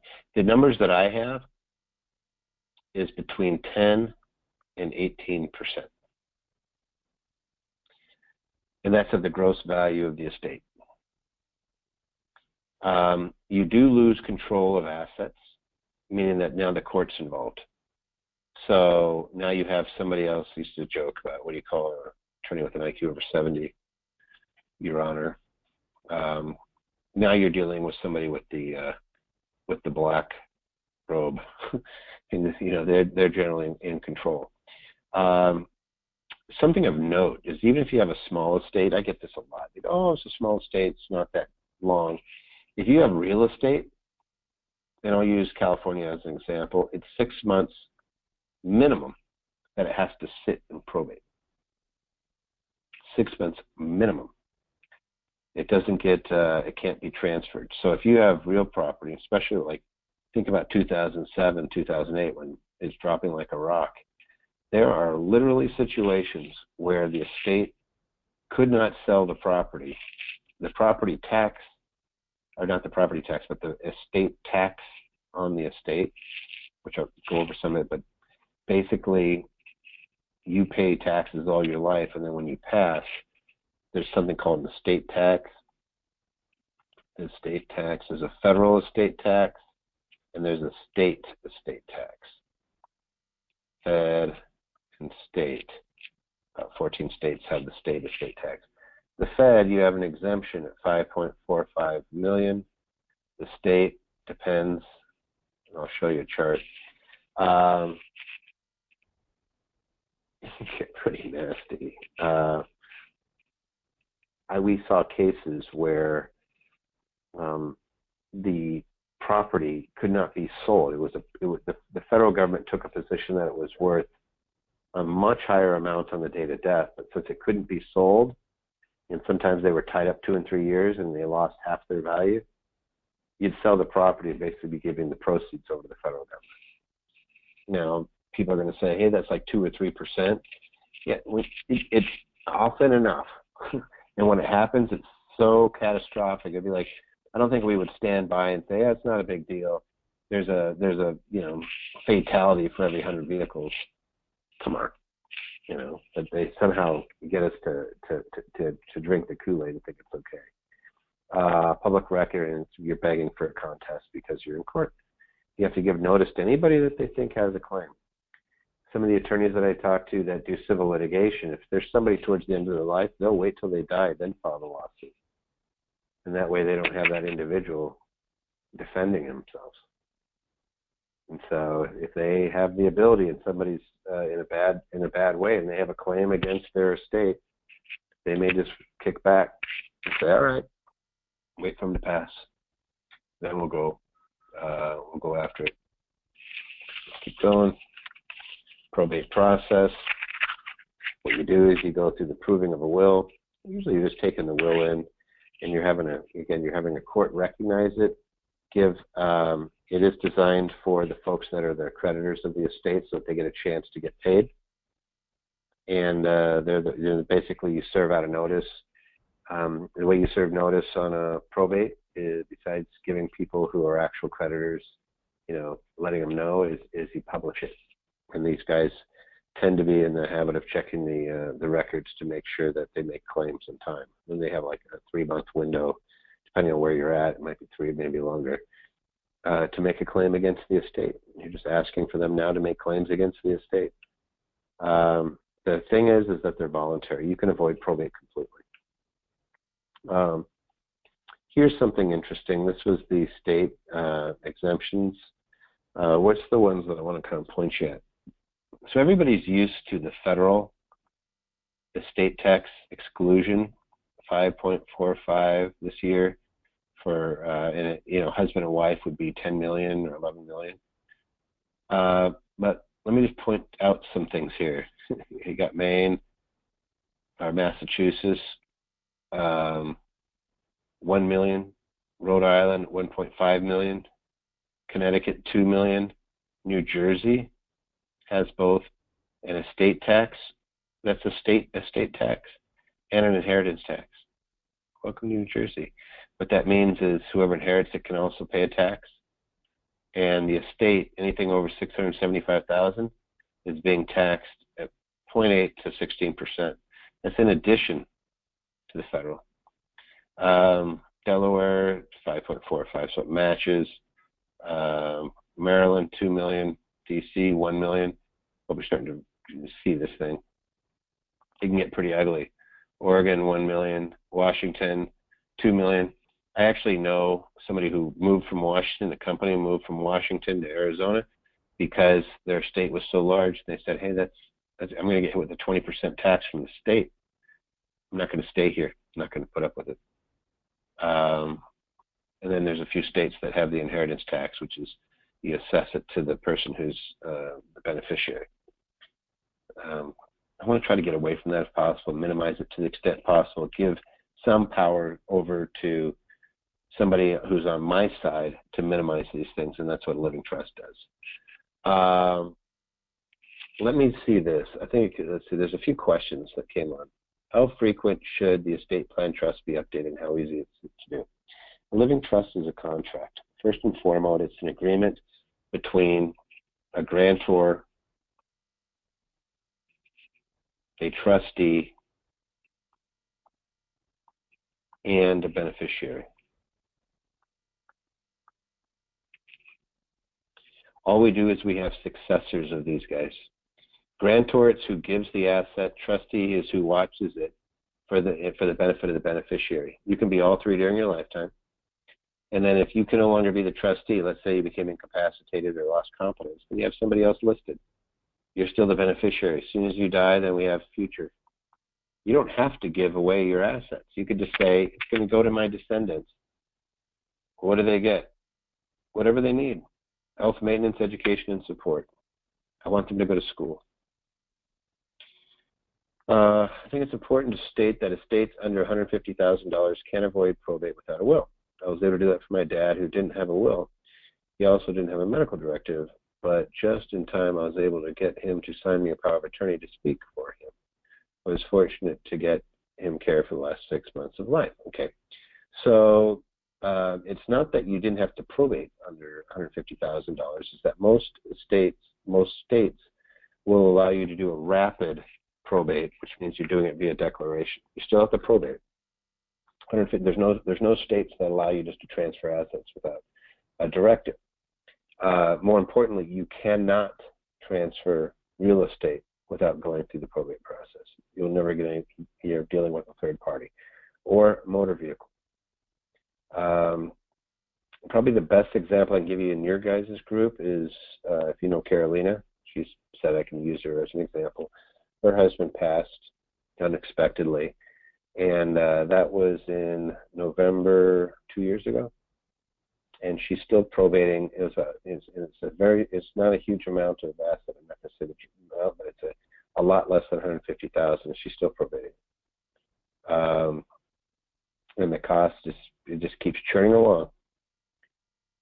depends on the jurisdiction. There was a couple involved in this one. And this is somebody who can ill afford to sit here and let it happen. Now, the medical directive is a power of attorney. So the power of attorney being able to speak for your father, that's what a medical directive is. It's just different terms for the same document.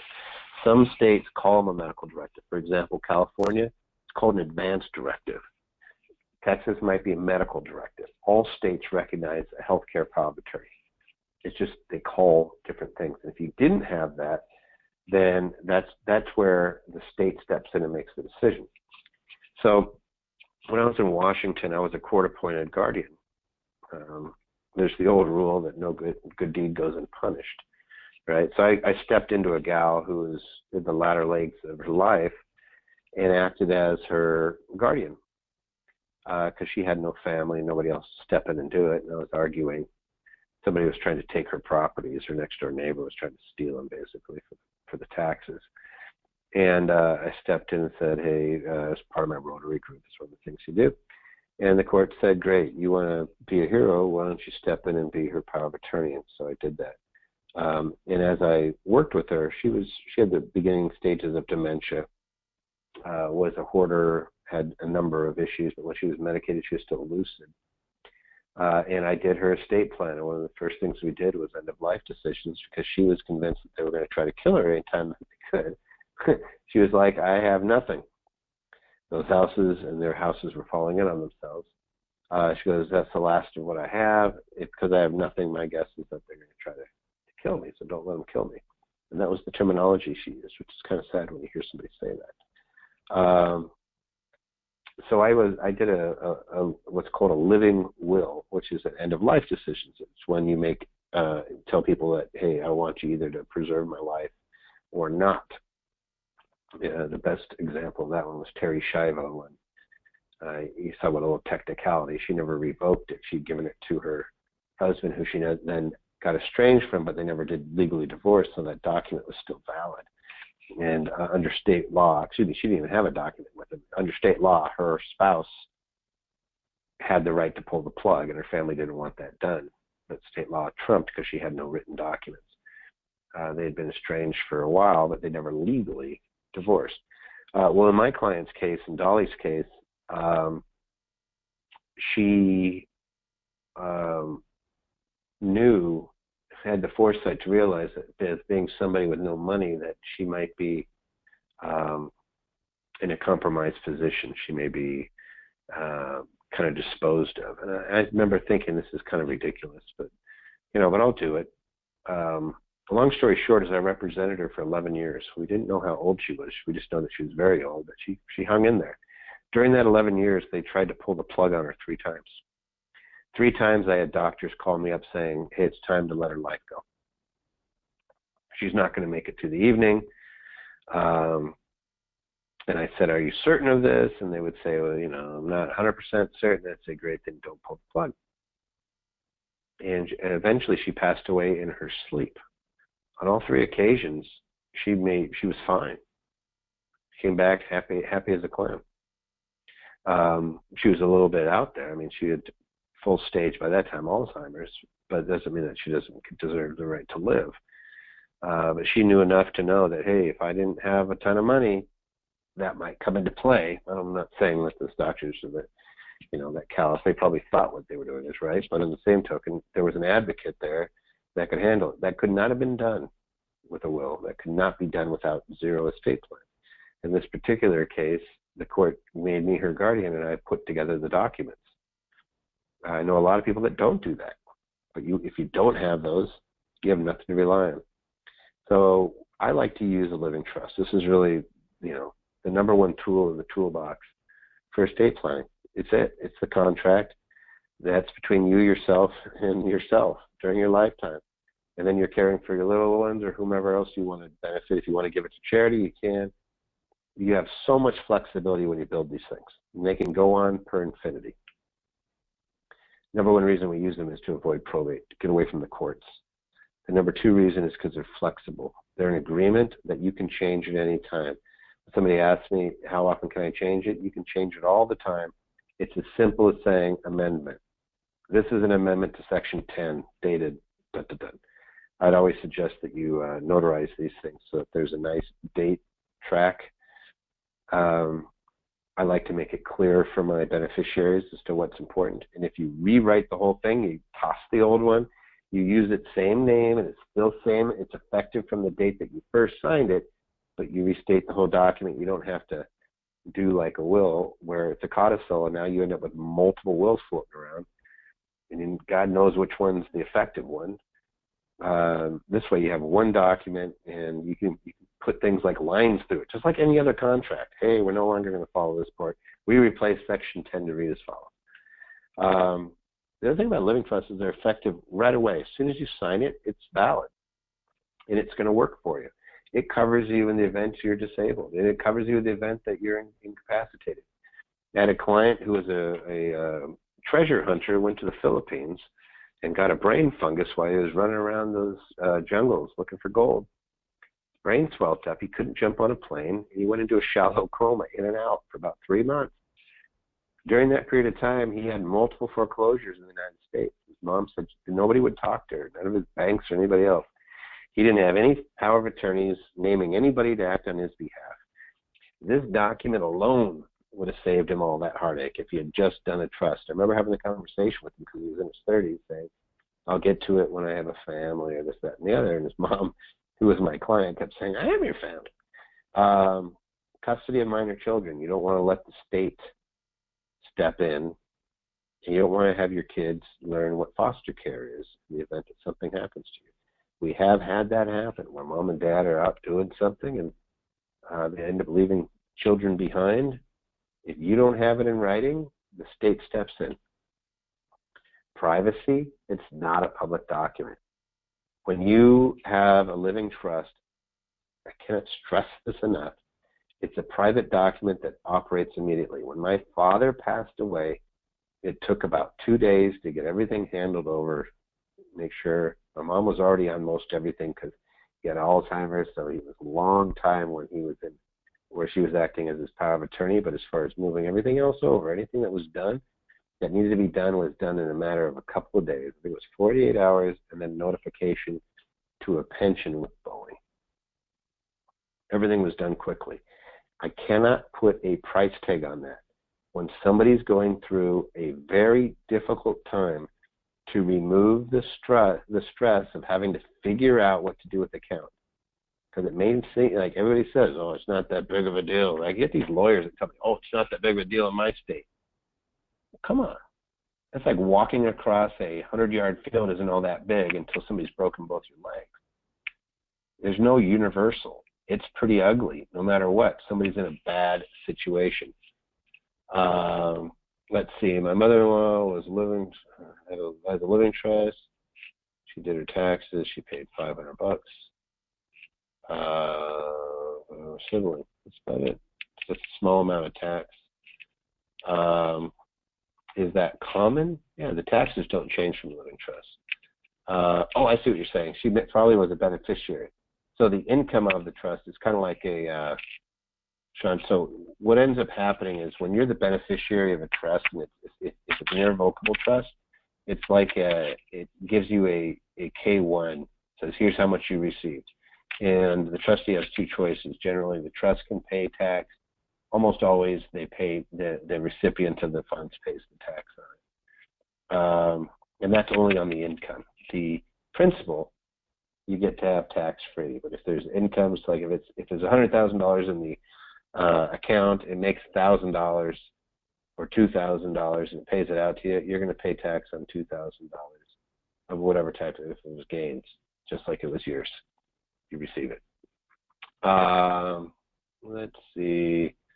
What else is there? That's good. We'll keep jumping through this.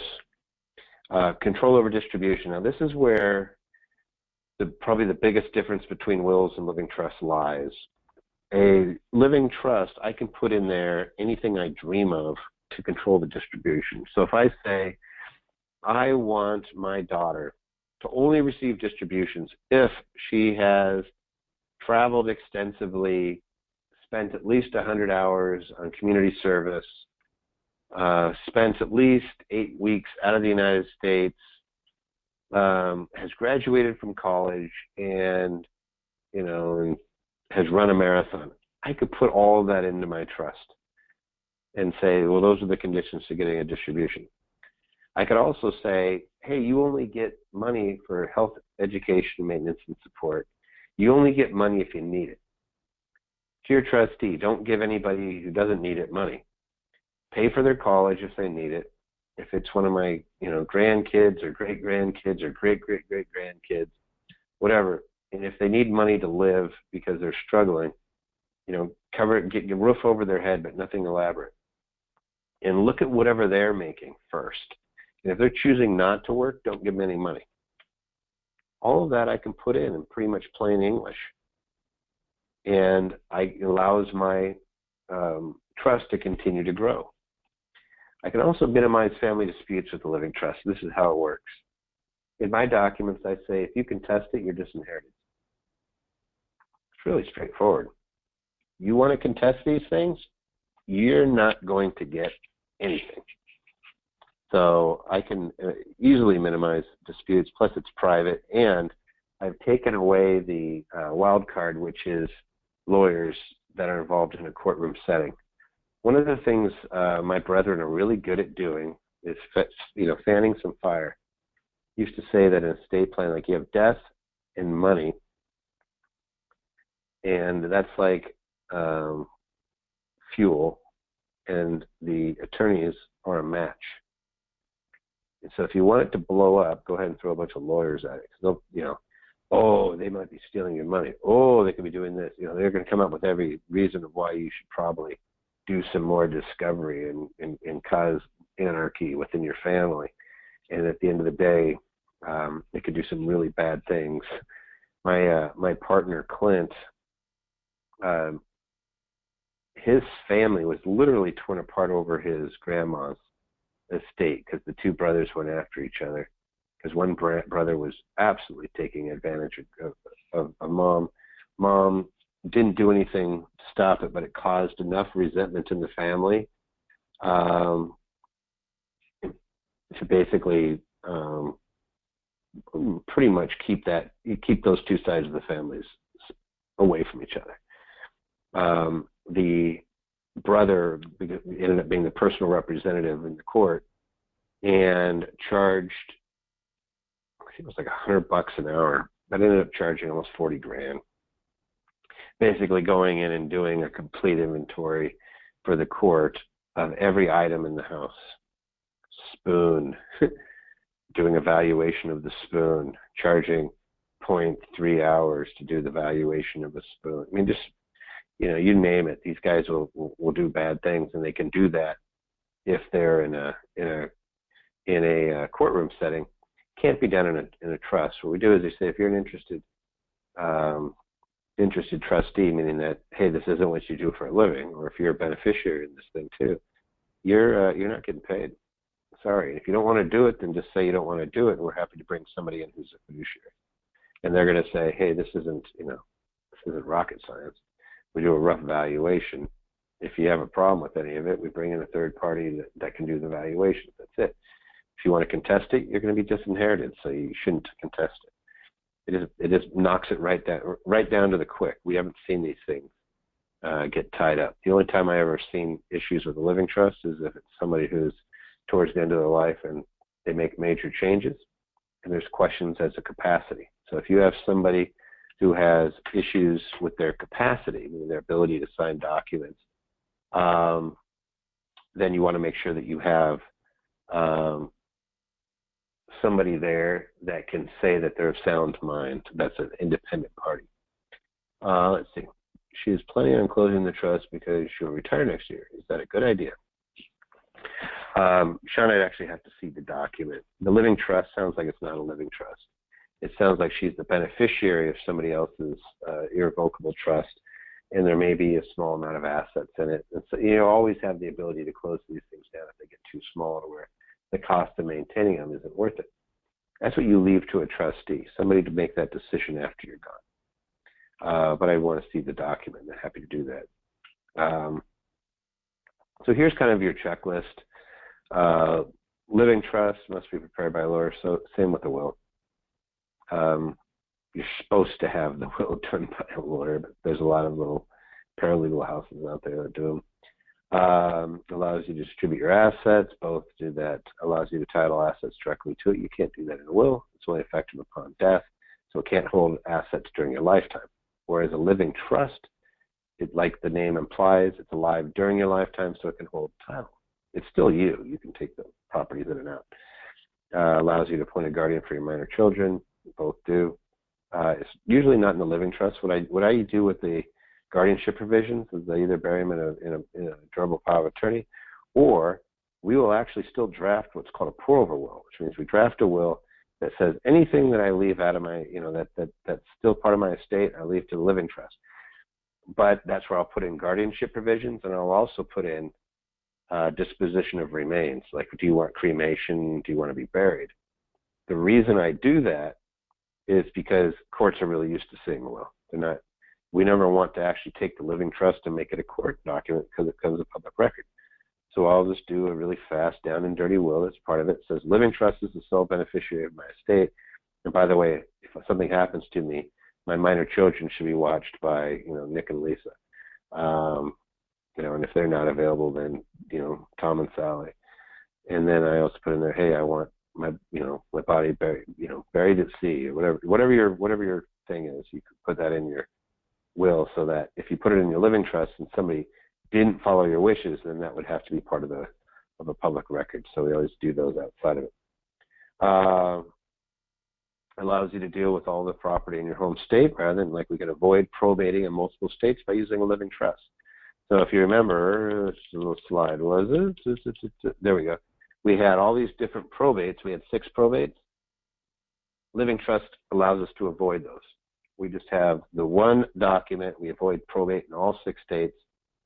0 probates through using a living trust. Keep going through this. Maintains privacy and confidential. The living trust is the only one that does that. You avoid using judges, so the trustee is in control of the distribution, and that trustee could be someone that stands in your shoes. It could either be what if you have a family friend, a brother, somebody who could, that you believe would be better off than just giving it to the kids. A lot of times I use a third-party company. So if you don't have somebody that you trust, or you have somebody that you trust but you don't think they have the necessary expertise, then you let them act as a co-trustee with, the trust department in a bank. They're actually pretty good at these things. All they do is make sure that the assets are producing income. They keep them the same for the most part. If it's cash flow assets, it's just going to keep going up. Or you use a fiduciary, so a lawyer or an accountant if you want to have just one person. So your assets can be distributed without the cost of hiring a lawyer. I've seen so many estates distributed under a living trust. You don't have to have a lawyer because you don't have to go to court. And it avoids the time and expense of the probate proceeding. And if there's one thing, I say there's an expense, the dollar amount, like in California, I mentioned it was 8% off the top. So even if you have a $1 million house that's underwater, you could still be paying $20-some thousand in probate fee. It gets pretty nasty. Living trust avoids that, but even more so, it avoids the emotional toll of having to go through the whole court proceeding right after somebody passed. The other big one is that will. It's really easy to have this happen. This is mom, ticked off. There's her son, and she's looking at this, and more importantly, she's looking at this. That's cash in the hands of ex-spouse or the deceased spouse. So we call that the Anna Nicole Smith syndrome. A lot of times somebody will get married later in life or something, and they'll leave their assets to their surviving spouse, or better yet, they won't do any estate plan. It'll automatically go to the surviving spouse, and they just disinherited their kids.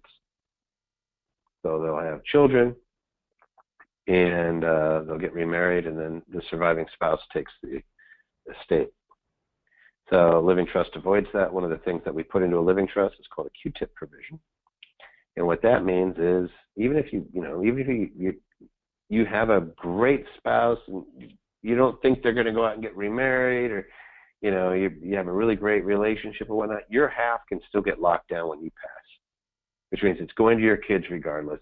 Your wife or your husband or whatever can still get the benefit of those funds during their lifetime if they need them. But it goes and it's locked down. It becomes irrevocable, your half.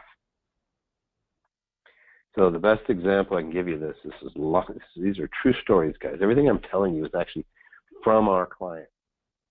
So I had a minister down in Texas, in Dallas, and had a very conservative clientele. He did financial planning with his client, with his church, with his all of his, God, getting the term of art for it, everybody that attended. So his all the folks that went to his church. I'll remember it as soon as I quit trying to think about it. In one of those situations, it was a husband and wife and 3 kids, fairly conservative. His congregation, excuse me. So he taught his congregation. The husband and wife, big part of the church and very, very, very conservative. What ended up happening is wife ended up getting cancer. She passed away. Husband then comes out of the closet, and he'd actually been dating a guy, and he decided he was going to marry the guy. The kids, who were very conservative, did not agree with Dad's thing and thought he was, losing some of his mind, and got upset and said, hey, and they realized this was going on with somebody that they'd known. They were very upset. Said some things to Dad, and Dad said, well, I'm just going to write you out of the will. I'll leave everything to my new spouse. It was just another guy. Not making any remark on that sort of thing. Kind of let people live. But one of her friends, the deceased, the gal that had passed, who got cancer, was livid because she said her friend would have been absolutely flabbergasted and upset at the idea of her ex-husband, doing this because this guy came out of the closet. He was carrying on an affair. Nobody knew about it. She didn't know about it. But said to disinherit the kids would have been just the last thing this gal would have wanted. Nothing you can do about it if you don't put these provisions in. You cannot do this in a will. What it did is it gave, she didn't put any restrictions. Everything went to the surviving spouse. Surviving spouse then can leave that to whoever they want. With a living trust, you can put the restrictions that say, hey, my half can go to your benefit. Not going to change that. Still goes to your benefit. But when you pass, it goes to the kids. So it's not like you're taking something away from them. What you're doing is you're saying, my half goes where I intended it to go. The last things are on the supporting documents. The supporting documents are the schedule of gifts is kind of a big one. So remember I was talking about the Tweety Bird and the 2 kids that were fighting over the Tweety Bird. What I do is I create a separate document that has a listing, and you can literally just handwrite in items. My wedding ring, my fishing rod, whatever. And then you sign it and date it. And it's effective as though it was in the document. You don't have to go see a lawyer. They give you a whole bunch of these. You can print more out as you need it. But it allows you to give specific items to specific people. If there are heirloom items or there are items that have sentimental value, this is where you put it. And it doesn't have to be your beneficiaries. It can be anybody. So it could be your neighbor. Hey, I go golfing with Ed. He needs my clubs. God, does he ever need my clubs? It really sucks. And maybe my clubs will help him. You can just leave. You can put cheeky stuff in there like that. Some of that sometimes helps people. Say, hey, you needed these more while I was alive, but leave them to you when I'm dead. I hope you make some better use and improves your game, saves your score. Fishing rods, firearms, whatever. You put them into these documents so that they can go to folks that you specify. And then anything that's left in your estate after that is what gets handled by the living trust. It can go, you know, in percentages to kids or be held in trust for the benefit of your beneficiaries. Again, you don't have to give somebody the right to receive the principal. If I have $1 million, I can say, hey, the income gets distributed on an annual basis. If somebody's hurting, then you can take some of the principal to help them. If they have a medical issue, if they need a roof over their head. But otherwise, don't touch it. It allows it to grow. The guardian documents is handling minor children, financial power of attorney. If you're not able to do things for yourself, this allows someone to come in and handle your finances. There's probably about a 70 to 80% likelihood that we're going to need that because we keep outliving our brains. As we get older, we lose the ability to handle our financial matters. It's just more and more. We're going to be in some sort of assisted living facility or something where we're going to need somebody else to help. Joint living. I work with a group that does assisted living, and the whole idea is that that's where you make these places really nice so that you can stay there if you need to. It's like a big house with other people, and you're able to help each other, and then you have 24-hour nursing and assistance. Medical power of attorney, living will, we went over those ad nauseum, and then the last one is the memorial instructions, making sure that you're leaving something behind so that people aren't guessing. Hey, what did mom or dad want? Do they want a wake? Do they want something at the church? You know, what do they want? Just specifying it so you take away that anxiety. Allows everything to go much smoother. All right, I'm going to get into the traditional entities a little bit more. See if there's any questions on that, since we spent quite a bit of time on the estate planning. I don't see anything, so I'm just going to jump into the next area. Boom. All right, so we have a lot of different types of entities that pop up.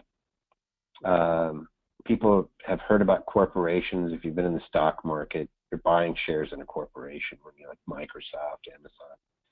There's something called a qualified retirement plan. This is your 401ks. See if I can not butcher that. So this is a 401k, 401a. These are things that are 401k, 401a. These are things that are under different sections of the code. IRAs, by the way, guys, are 408. And they are completely different than QRPs. We tend to shy away from IRAs because there's some bad stuff. There's living trusts. There's limited partnerships, which used to be really big. In Texas, they were huge. Limited liability companies is where probably 80% of the entities that are filed nowadays, because they can take on the tax attributes of everything up here, depending on who owns it. Partnerships and sole proprietors, which I'm just going to say, do not do those. Those are horrific. They give you no planning and the unlimited exposure to risk. So we don't like those. We talked about risk reduction last week. We don't like sole proprietorships and partnerships. LLCs, you'll see that, all green pluses and corps. So we're always using an LLC and a corp. And then if we're doing retirement planning, you got a QRP. If you're doing estate planning, you're doing a living trust. We can get done almost all of our planning with a corporation, a few LLCs, depending on how much stuff you have, and a living trust. And for retirement planning, you throw in for good measure QRP. It's going to give us some benefit there. Even if you have an IRA existing, I'm going to give you guys one little plant here. This is a seed. IRAs you can't borrow from. 401ks you can. If I have a $100,000 IRA, or whatever the number is, say it's $10,000, I can roll it over into my own 401k, and now I can borrow 50% up to $50,000 per participant. So those of you guys that have any debt, if you have an IRA that has money in it, you can get half of that IRA up to $50,000 and wipe out your personal debt. I've done this with so many people. Let me give you a real life example. So I had a client in Washington, and he had rolling debt because he worked for Microsoft. He had rolling debt, meaning that he had debt that he would incur, and then Microsoft would pay him as a contractor. But he carried this debt, $60,000 to $70,000 on a monthly basis. He paid a little over $11,000 annually in interest. And all I did is I looked at him and looked at his assets. And one of the things he had over here was $130,000 in an old IRA. It was a 401k rollover from past employer that his wife had. And then I think he had $90,000 in his IRA. And all we had to do is create a single business for his Microsoft consulting. And it saved him more than it cost to set it up in the year one, just because of the self-employment tax. He was able to put a QRP in place where he rolled his two IRAs to the tune of, you were able to combine them, by the way, in a QRP. You don't have to have two accounts. So it was $220,000 in his QRP, and he was able to borrow off of his IRA $45,000, and off of his wife's, he could have borrowed up to $65,000, but he borrowed just enough to wipe out 100% of this debt. He borrowed that, wiped out this, paid himself back the interest. What ended up happening was his FICO, his credit score, went from 680 to 770. So his mortgage interest dropped by almost a point.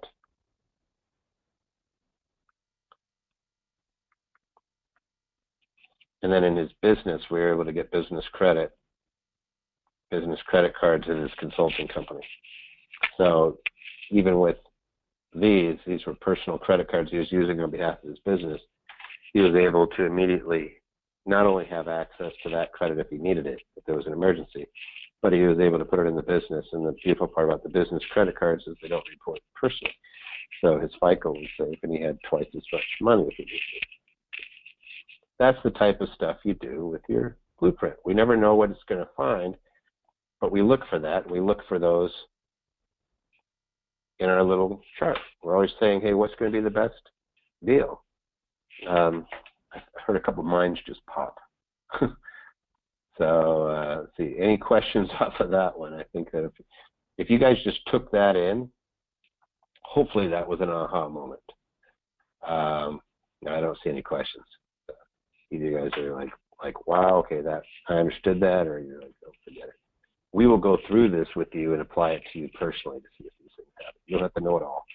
You just have to know that that's what we're looking at. So what we do is we look at your personal realm.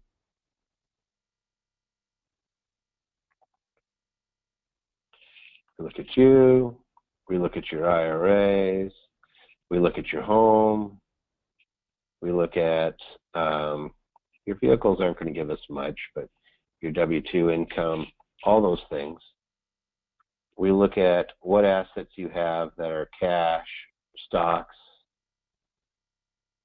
bonds, and we start laying them out. We look at your risk assets. If you have none, don't fret. You should. There's they say risk reward. That's especially true in real estate. And then maybe you have your active business. In your active business, by the way, you can be doing an MLM. You could be doing consulting, photography, helicopters, whatever, all under the same active business. It doesn't need to be separate businesses.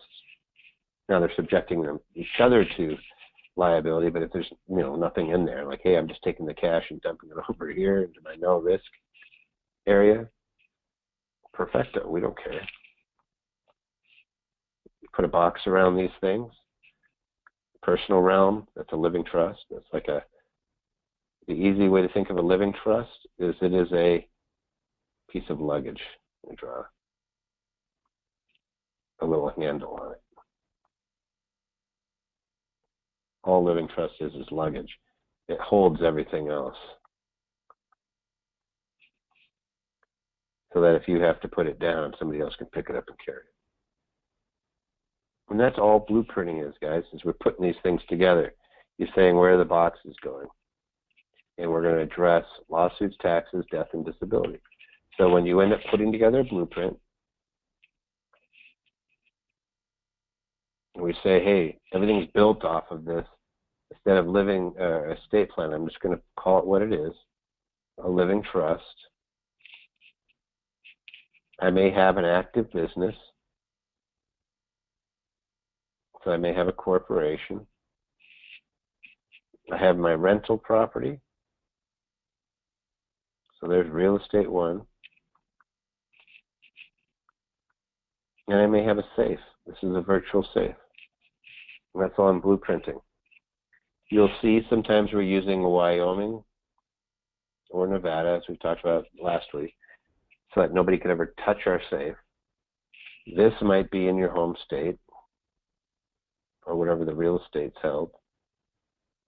And this will probably be in your home state or Wyoming, depending on the type of business it is. And that's all you're doing. We could have a single, the living trust does not file a tax return on its own during your lifetime. It files it's along with your 1040. That's all it is. You don't have to make a notation. It's just ignored during your lifetime. All of this entire structure right here, all of that, you just file in your 1040.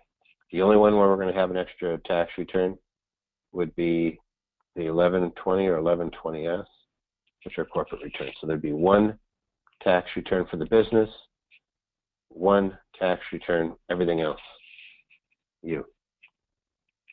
And that's what a blueprint looks like. Because you're just sitting there saying, hey, how can I set things up? So if we're doing blueprints, let's just say that, let's see if there's any questions first off. Or is it just, okay, what is the box or no risk? Another LLC? Yes. IRAs you can borrow against? No, no such thing.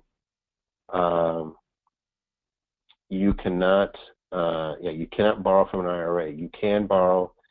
So here's kind of the things, and I don't want to take Greg's thunder because he goes into a lot of this, but in an IRA, you can't take physical possession of gold, for example. In a 401k, you can. Different sections of the code. One's 408, one's 401. It's just weird. You cannot take physical possession of an IRA. Custodian or a bank has to do it. And they have this funky little thing that says, oh, a company. You can borrow from a 401k or a pension plan. You cannot borrow out of a IRA. You can have debt in a 401k or a pension, 401a, but you cannot have debt inside of a IRA. And somebody just asked, better to borrow from a 401k or a whole life insurance policy and pay off the debt? All right, interesting question. In a 401k, when you borrow, you do have to pay it back. You have 5 years to pay it back, federal AFR rate, so they're pretty low. My tendency would be to not have that pressure. So I'd probably borrow if I knew I needed that money and I didn't want to be forced to pay it back, but although I would pay it back, I'd probably do it out of an insurance policy because you're not required to pay it back. No bad stuff happens.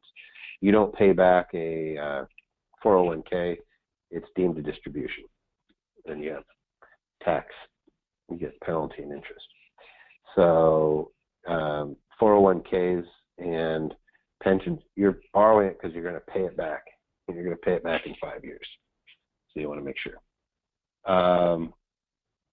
So here's our structure again. Let's go through a couple of example structures. So let's say that we have real estate agent structure. And I'll show you exactly how I would do it. If somebody came to me, I'll just use examples of some of the Denny folks. All right, so they say, hey, we'll just call it, let's see, Pete. Just give it a name. Let's say that Pete is married, 2 kids. Pete has W-2 income. Pete's wife runs an MLM. And she also does real estate on the side.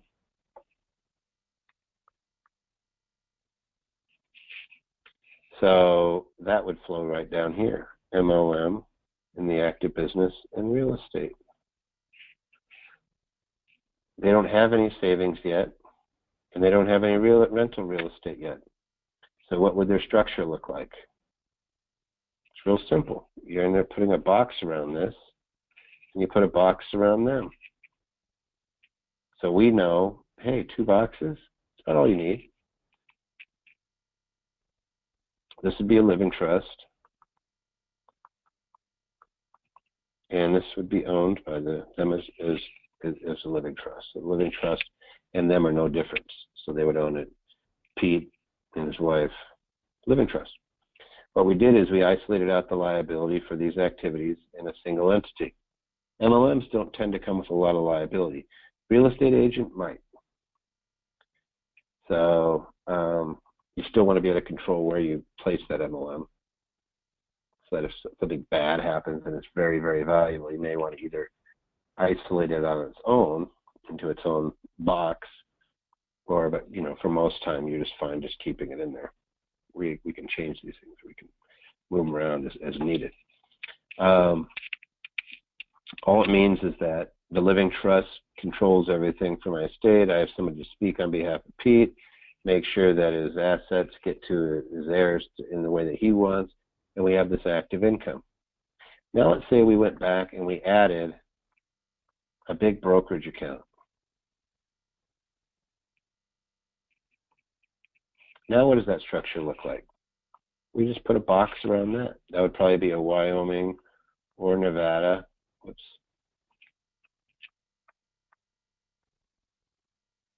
LLC.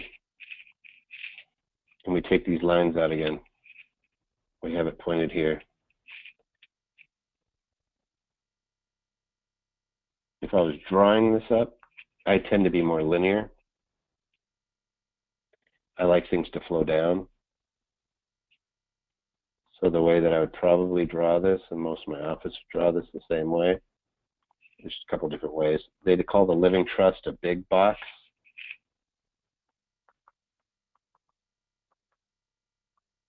And you just imagine that it has a handle, it's a big suitcase.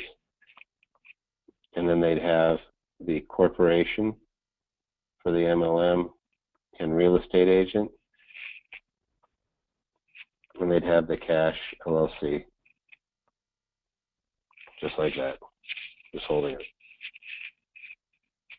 That's what it would kind of look like. Other way you might see it is the way I draw them. I tend to have them just dropping down. I always draw my estate plans as though it's the foundation. Either one's acceptable. And that's all you're doing. Anybody would be able to follow that. Anybody that does planning, accountants, financial planners, lawyers that do this, that's kind of the same. We all use kind of the same type of diagramming. That would all make sense to them. And then as you make money in the corporation, then that's where we might add a QRP to start giving us some tax relief. And as you get more and more cash, you might decide, hey, now it's time to have some cash flow assets in real estate.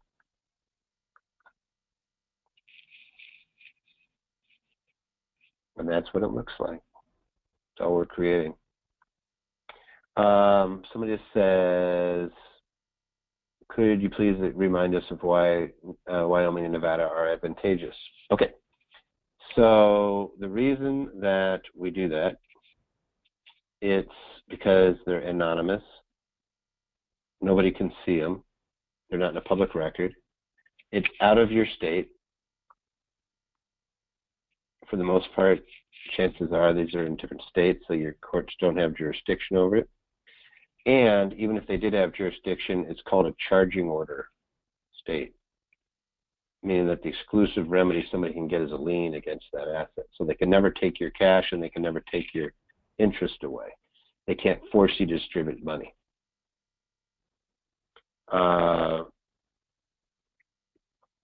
Let's see, somebody else asked, I hope that makes sense. Those are the big ones. Nobody can get it. And then Nevada, we have business courts. Nevada and Delaware are the only states. The reason that we tend to go with Wyoming is because it's cheaper. And then Wyoming just changed its laws where there's nothing listed. You don't even know who the owners or managers are, whereas in Nevada, you use me as a nominee. Okay, somebody says, this may be too detailed to ask here, but I'm living in Georgia, which is not a community property. I'm in the process of getting my holding LLC formed. Are there any reasons why we should do the holding LLC as a partnership versus just being disregarded to me? I use a living trust and have one spouse on it. So if that makes sense, then I don't have to do the tax return. If you have a ton of real estate, it makes sense sometimes to do the holding LLC as a partnership. A lot of people aren't going to follow this, but it sounds like you've done some stuff with us. What it enables you to do is instead of having the Schedule E on your 1040 have a whole bunch of properties on it, the partnership files the Schedule E and you just put the return, the total amount on your page 2 of your Schedule E on your 1040. What it does is it makes your 1040 return smaller. I tend to opt with just having one spouse as trustee of the living trust owned. That's the same as you guys both owning it because you're both beneficiaries of the living trust, but from the IRS standpoint, you don't have to file a tax return. All right, what's the relationship between the court box and the QRP? Is it to file for cash? This is the retirement plan that goes into the QRP. Let me make it simple. I can contribute money to the QRP or the company can contribute. Me, per person, per employee, and assuming it's just you, it's $18,000. First $18,000 can go to that QRP, tax-free.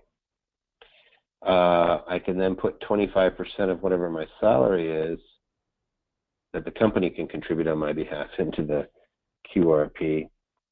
If I'm over 50, it adds $6,000 to that. I can put up to $24,000. So they're a very potent vehicle, and this is tax deductible. So unlike an IRA where I'm stuck to $5,500 a year, I can put $24,000 directly into it. It's pretty powerful stuff. And yeah, you're just pushing it up there for cash. And then remember, you can borrow. You can loan money to yourself out of that. And then also if you have IRAs out here, so let's just say that, you know, you're an employee, your spouse, you put in, and you allow them to enroll their IRA, and it kind of puts it all underneath one QRP. The beautiful part is that you can pool all that so you don't have a bunch of IRAs that you're paying for the custodian on. You just have yourself. We don't charge anything for custodian. We charge for the QRP document itself, just our plan. You adopt it. And then after that, you're on your own. You can actually do real estate inside these things. You can buy precious metals. You can actually go and partner with other businesses. You can invest in it, and you have checkbook control. And yeah, it is ridiculous, and yeah, it is awesome. My partner Clint has a whole bunch of videos on our website. If you really want to go crazy, go watch why he says you should never do an IRA, and you'll realize we tend to be a little biased, but we're like, holy cow, the government's going to take them eventually. They need the money. Maybe that's not going to be as eminent as it was before this last election, but it looked pretty nasty. Let's see, somebody says, better to borrow from 401k. Somebody said that. Loving the Pete example, almost exactly what my family is going, except not real estate agent getting started. And rentals, perfect, perfect, perfect, perfect. So you guys are getting this. You guys are absolutely getting it. Now, for those of you who aren't getting it, don't be dismayed. This is a new language. Don't expect you to get it right away. It takes a little while. Just know that it's worth learning. There's all sorts of little nuances, and that's why you sit down and literally you're going to learn by doing. And I'm not saying that so that you do a corp or LLC, whatever. Love, that's what Anderson does. We do taxes, we do bookkeeping, we do QRPs, we do living trusts, we do it all. That's beside the point. You learn by doing. If you do this for yourself as a steward, you will be able to explain it to somebody else. It's not enough just to have somebody do it for you. So it's worth learning. It sounds like French the first time you hear it. Keep plugging away at it. Watch our videos. Go back and listen to this again. Just spend some time. It'll pay off huge dividends. The mistakes that people make are absolutely, like, it can be devastating. It looks like a few of you guys came out to our office. So, Jerry, I didn't know you were out there. What are the main prohibited transactions to watch out for with the QRP? Am I allowed to do hands-on with the rental? I heard problems doing that with the self-directed IRA. So in any time that you're doing real estate in a retirement plan, you cannot personally use your labor to increase the value of the property. So you can't, the idea is you can't pick up a hammer and start fixing the house. You got to use somebody else. That's a big one. So whenever you're using a QRP or whatnot, you know, there's something that we walk you through, but you're almost always hiring something out. How do I watch these again? You just click on the link. Once we're done with this webinar, it records, and then the same link should give you access to it. I know Justin sends out emails. You'll be able to go back in and get it. And oh, good, Monica, it's always good to have you. And the really cool thing about being a steward is it's not just about you. It's not whether this is going to help you out. It's going to be whether you can find other people that you can help out. New team, great. What are the main privilege transactions? Let's see. Love all the video training. Yeah, go in there and spend some time. I'm about to start doing a lot more. I think I just did 20 videos. And we're going to do a lot of these. We're going to start doing more webcasts so that we can keep capturing more stuff where we're going through examples. Learning it. This is this, that, and the other. Okay, so guys, this was a good night. I thought, you know, I was thinking, boy, would we be able to knock out the 3 hours? It goes fast. You got to understand, I'm sitting watching the sunset. Sorry to tell you that, in Maui, and I'm looking. Literally pink skies, and I wish I should take some photos. So I have to go to a luau though. So I'll think of all of you at the luau. And the whole idea here is that you're bettering yourself. It may not pay you right away. It may be that you were sent this information and you're gathering this information to help a family member out. It could be that you're helping out somebody. Gosh, my mentor helped out so many folks. But one of my favorites was some 2 Ukrainian kids who came in, and he gave them a job in the warehouse because I don't think they were exactly legal. But they ended up building and started doing a bunch of what they call skins, and got picked up with Motorola, who were a preferred vendor for years, made a ton of money. The kid was another one like Danny, where the biggest trouble I had with him was he wanted to give it all away. He made more than he needed. He made more than in 1 year than probably his family did in their entire lives. And pretty amazing. So I always look and say, you know, you're giving an experience, you're given expertise, you're given wisdom for a reason. You never know how you're going to use it. And so maybe it's because there's some Ukrainian kid who's struggling in a warehouse, and you're able to impart some knowledge on him to allow him to do great things and give back in some other way. So I never know how this stuff's going to turn around. I just know that my experience is that it does, and that you know. So don't falter. Don't feel like you can't learn it. Sometimes it's a little bit confusing. Just know that you learn by doing. And if it's nothing more than learning how to do blueprints and writing them out, do blueprints. Get with us and just draw it up. Do some what ifs. We will walk you through transactions. We will walk you through the way it looks, explain the different components. If you ever have an issue where you're just not getting it, call me, get on my calendar, and I'll walk you through it. The whole idea is that it absolutely pays dividends to give people the correct information, because there's a lot of people out there ripping folks off. So we just kind of do battle at them. All right. I'm going to keep, let me just see, I'm going to zip through a couple more slides. There we go. So we did our first 3. Getting to give. That's taxes, guys. We're going to be spending a lot of time on how to not pay as much in tax. This next one, it'll be fun. That's one of my faves, because we can dive into these things.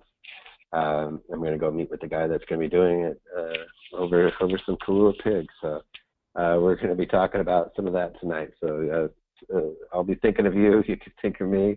Until next week. I think you guys are awesome that you're spending your Monday nights on this, and yeah, I'll definitely. Let's see. We'll look at it. Pour one out for your honey. Absolutely. You guys got it. So I'll be talking to you guys next week, and it'll be fun. And then I'm really excited for the real estate and getting you guys all into the real estate, because we're seeing some amazing stuff in your guys' group. And so I'm thinking that it's just the tip of the iceberg. So I'm really hopeful for it. So until next week, this is Toby Mathis. Thanks again for sharing your time with me and learning to become good stewards.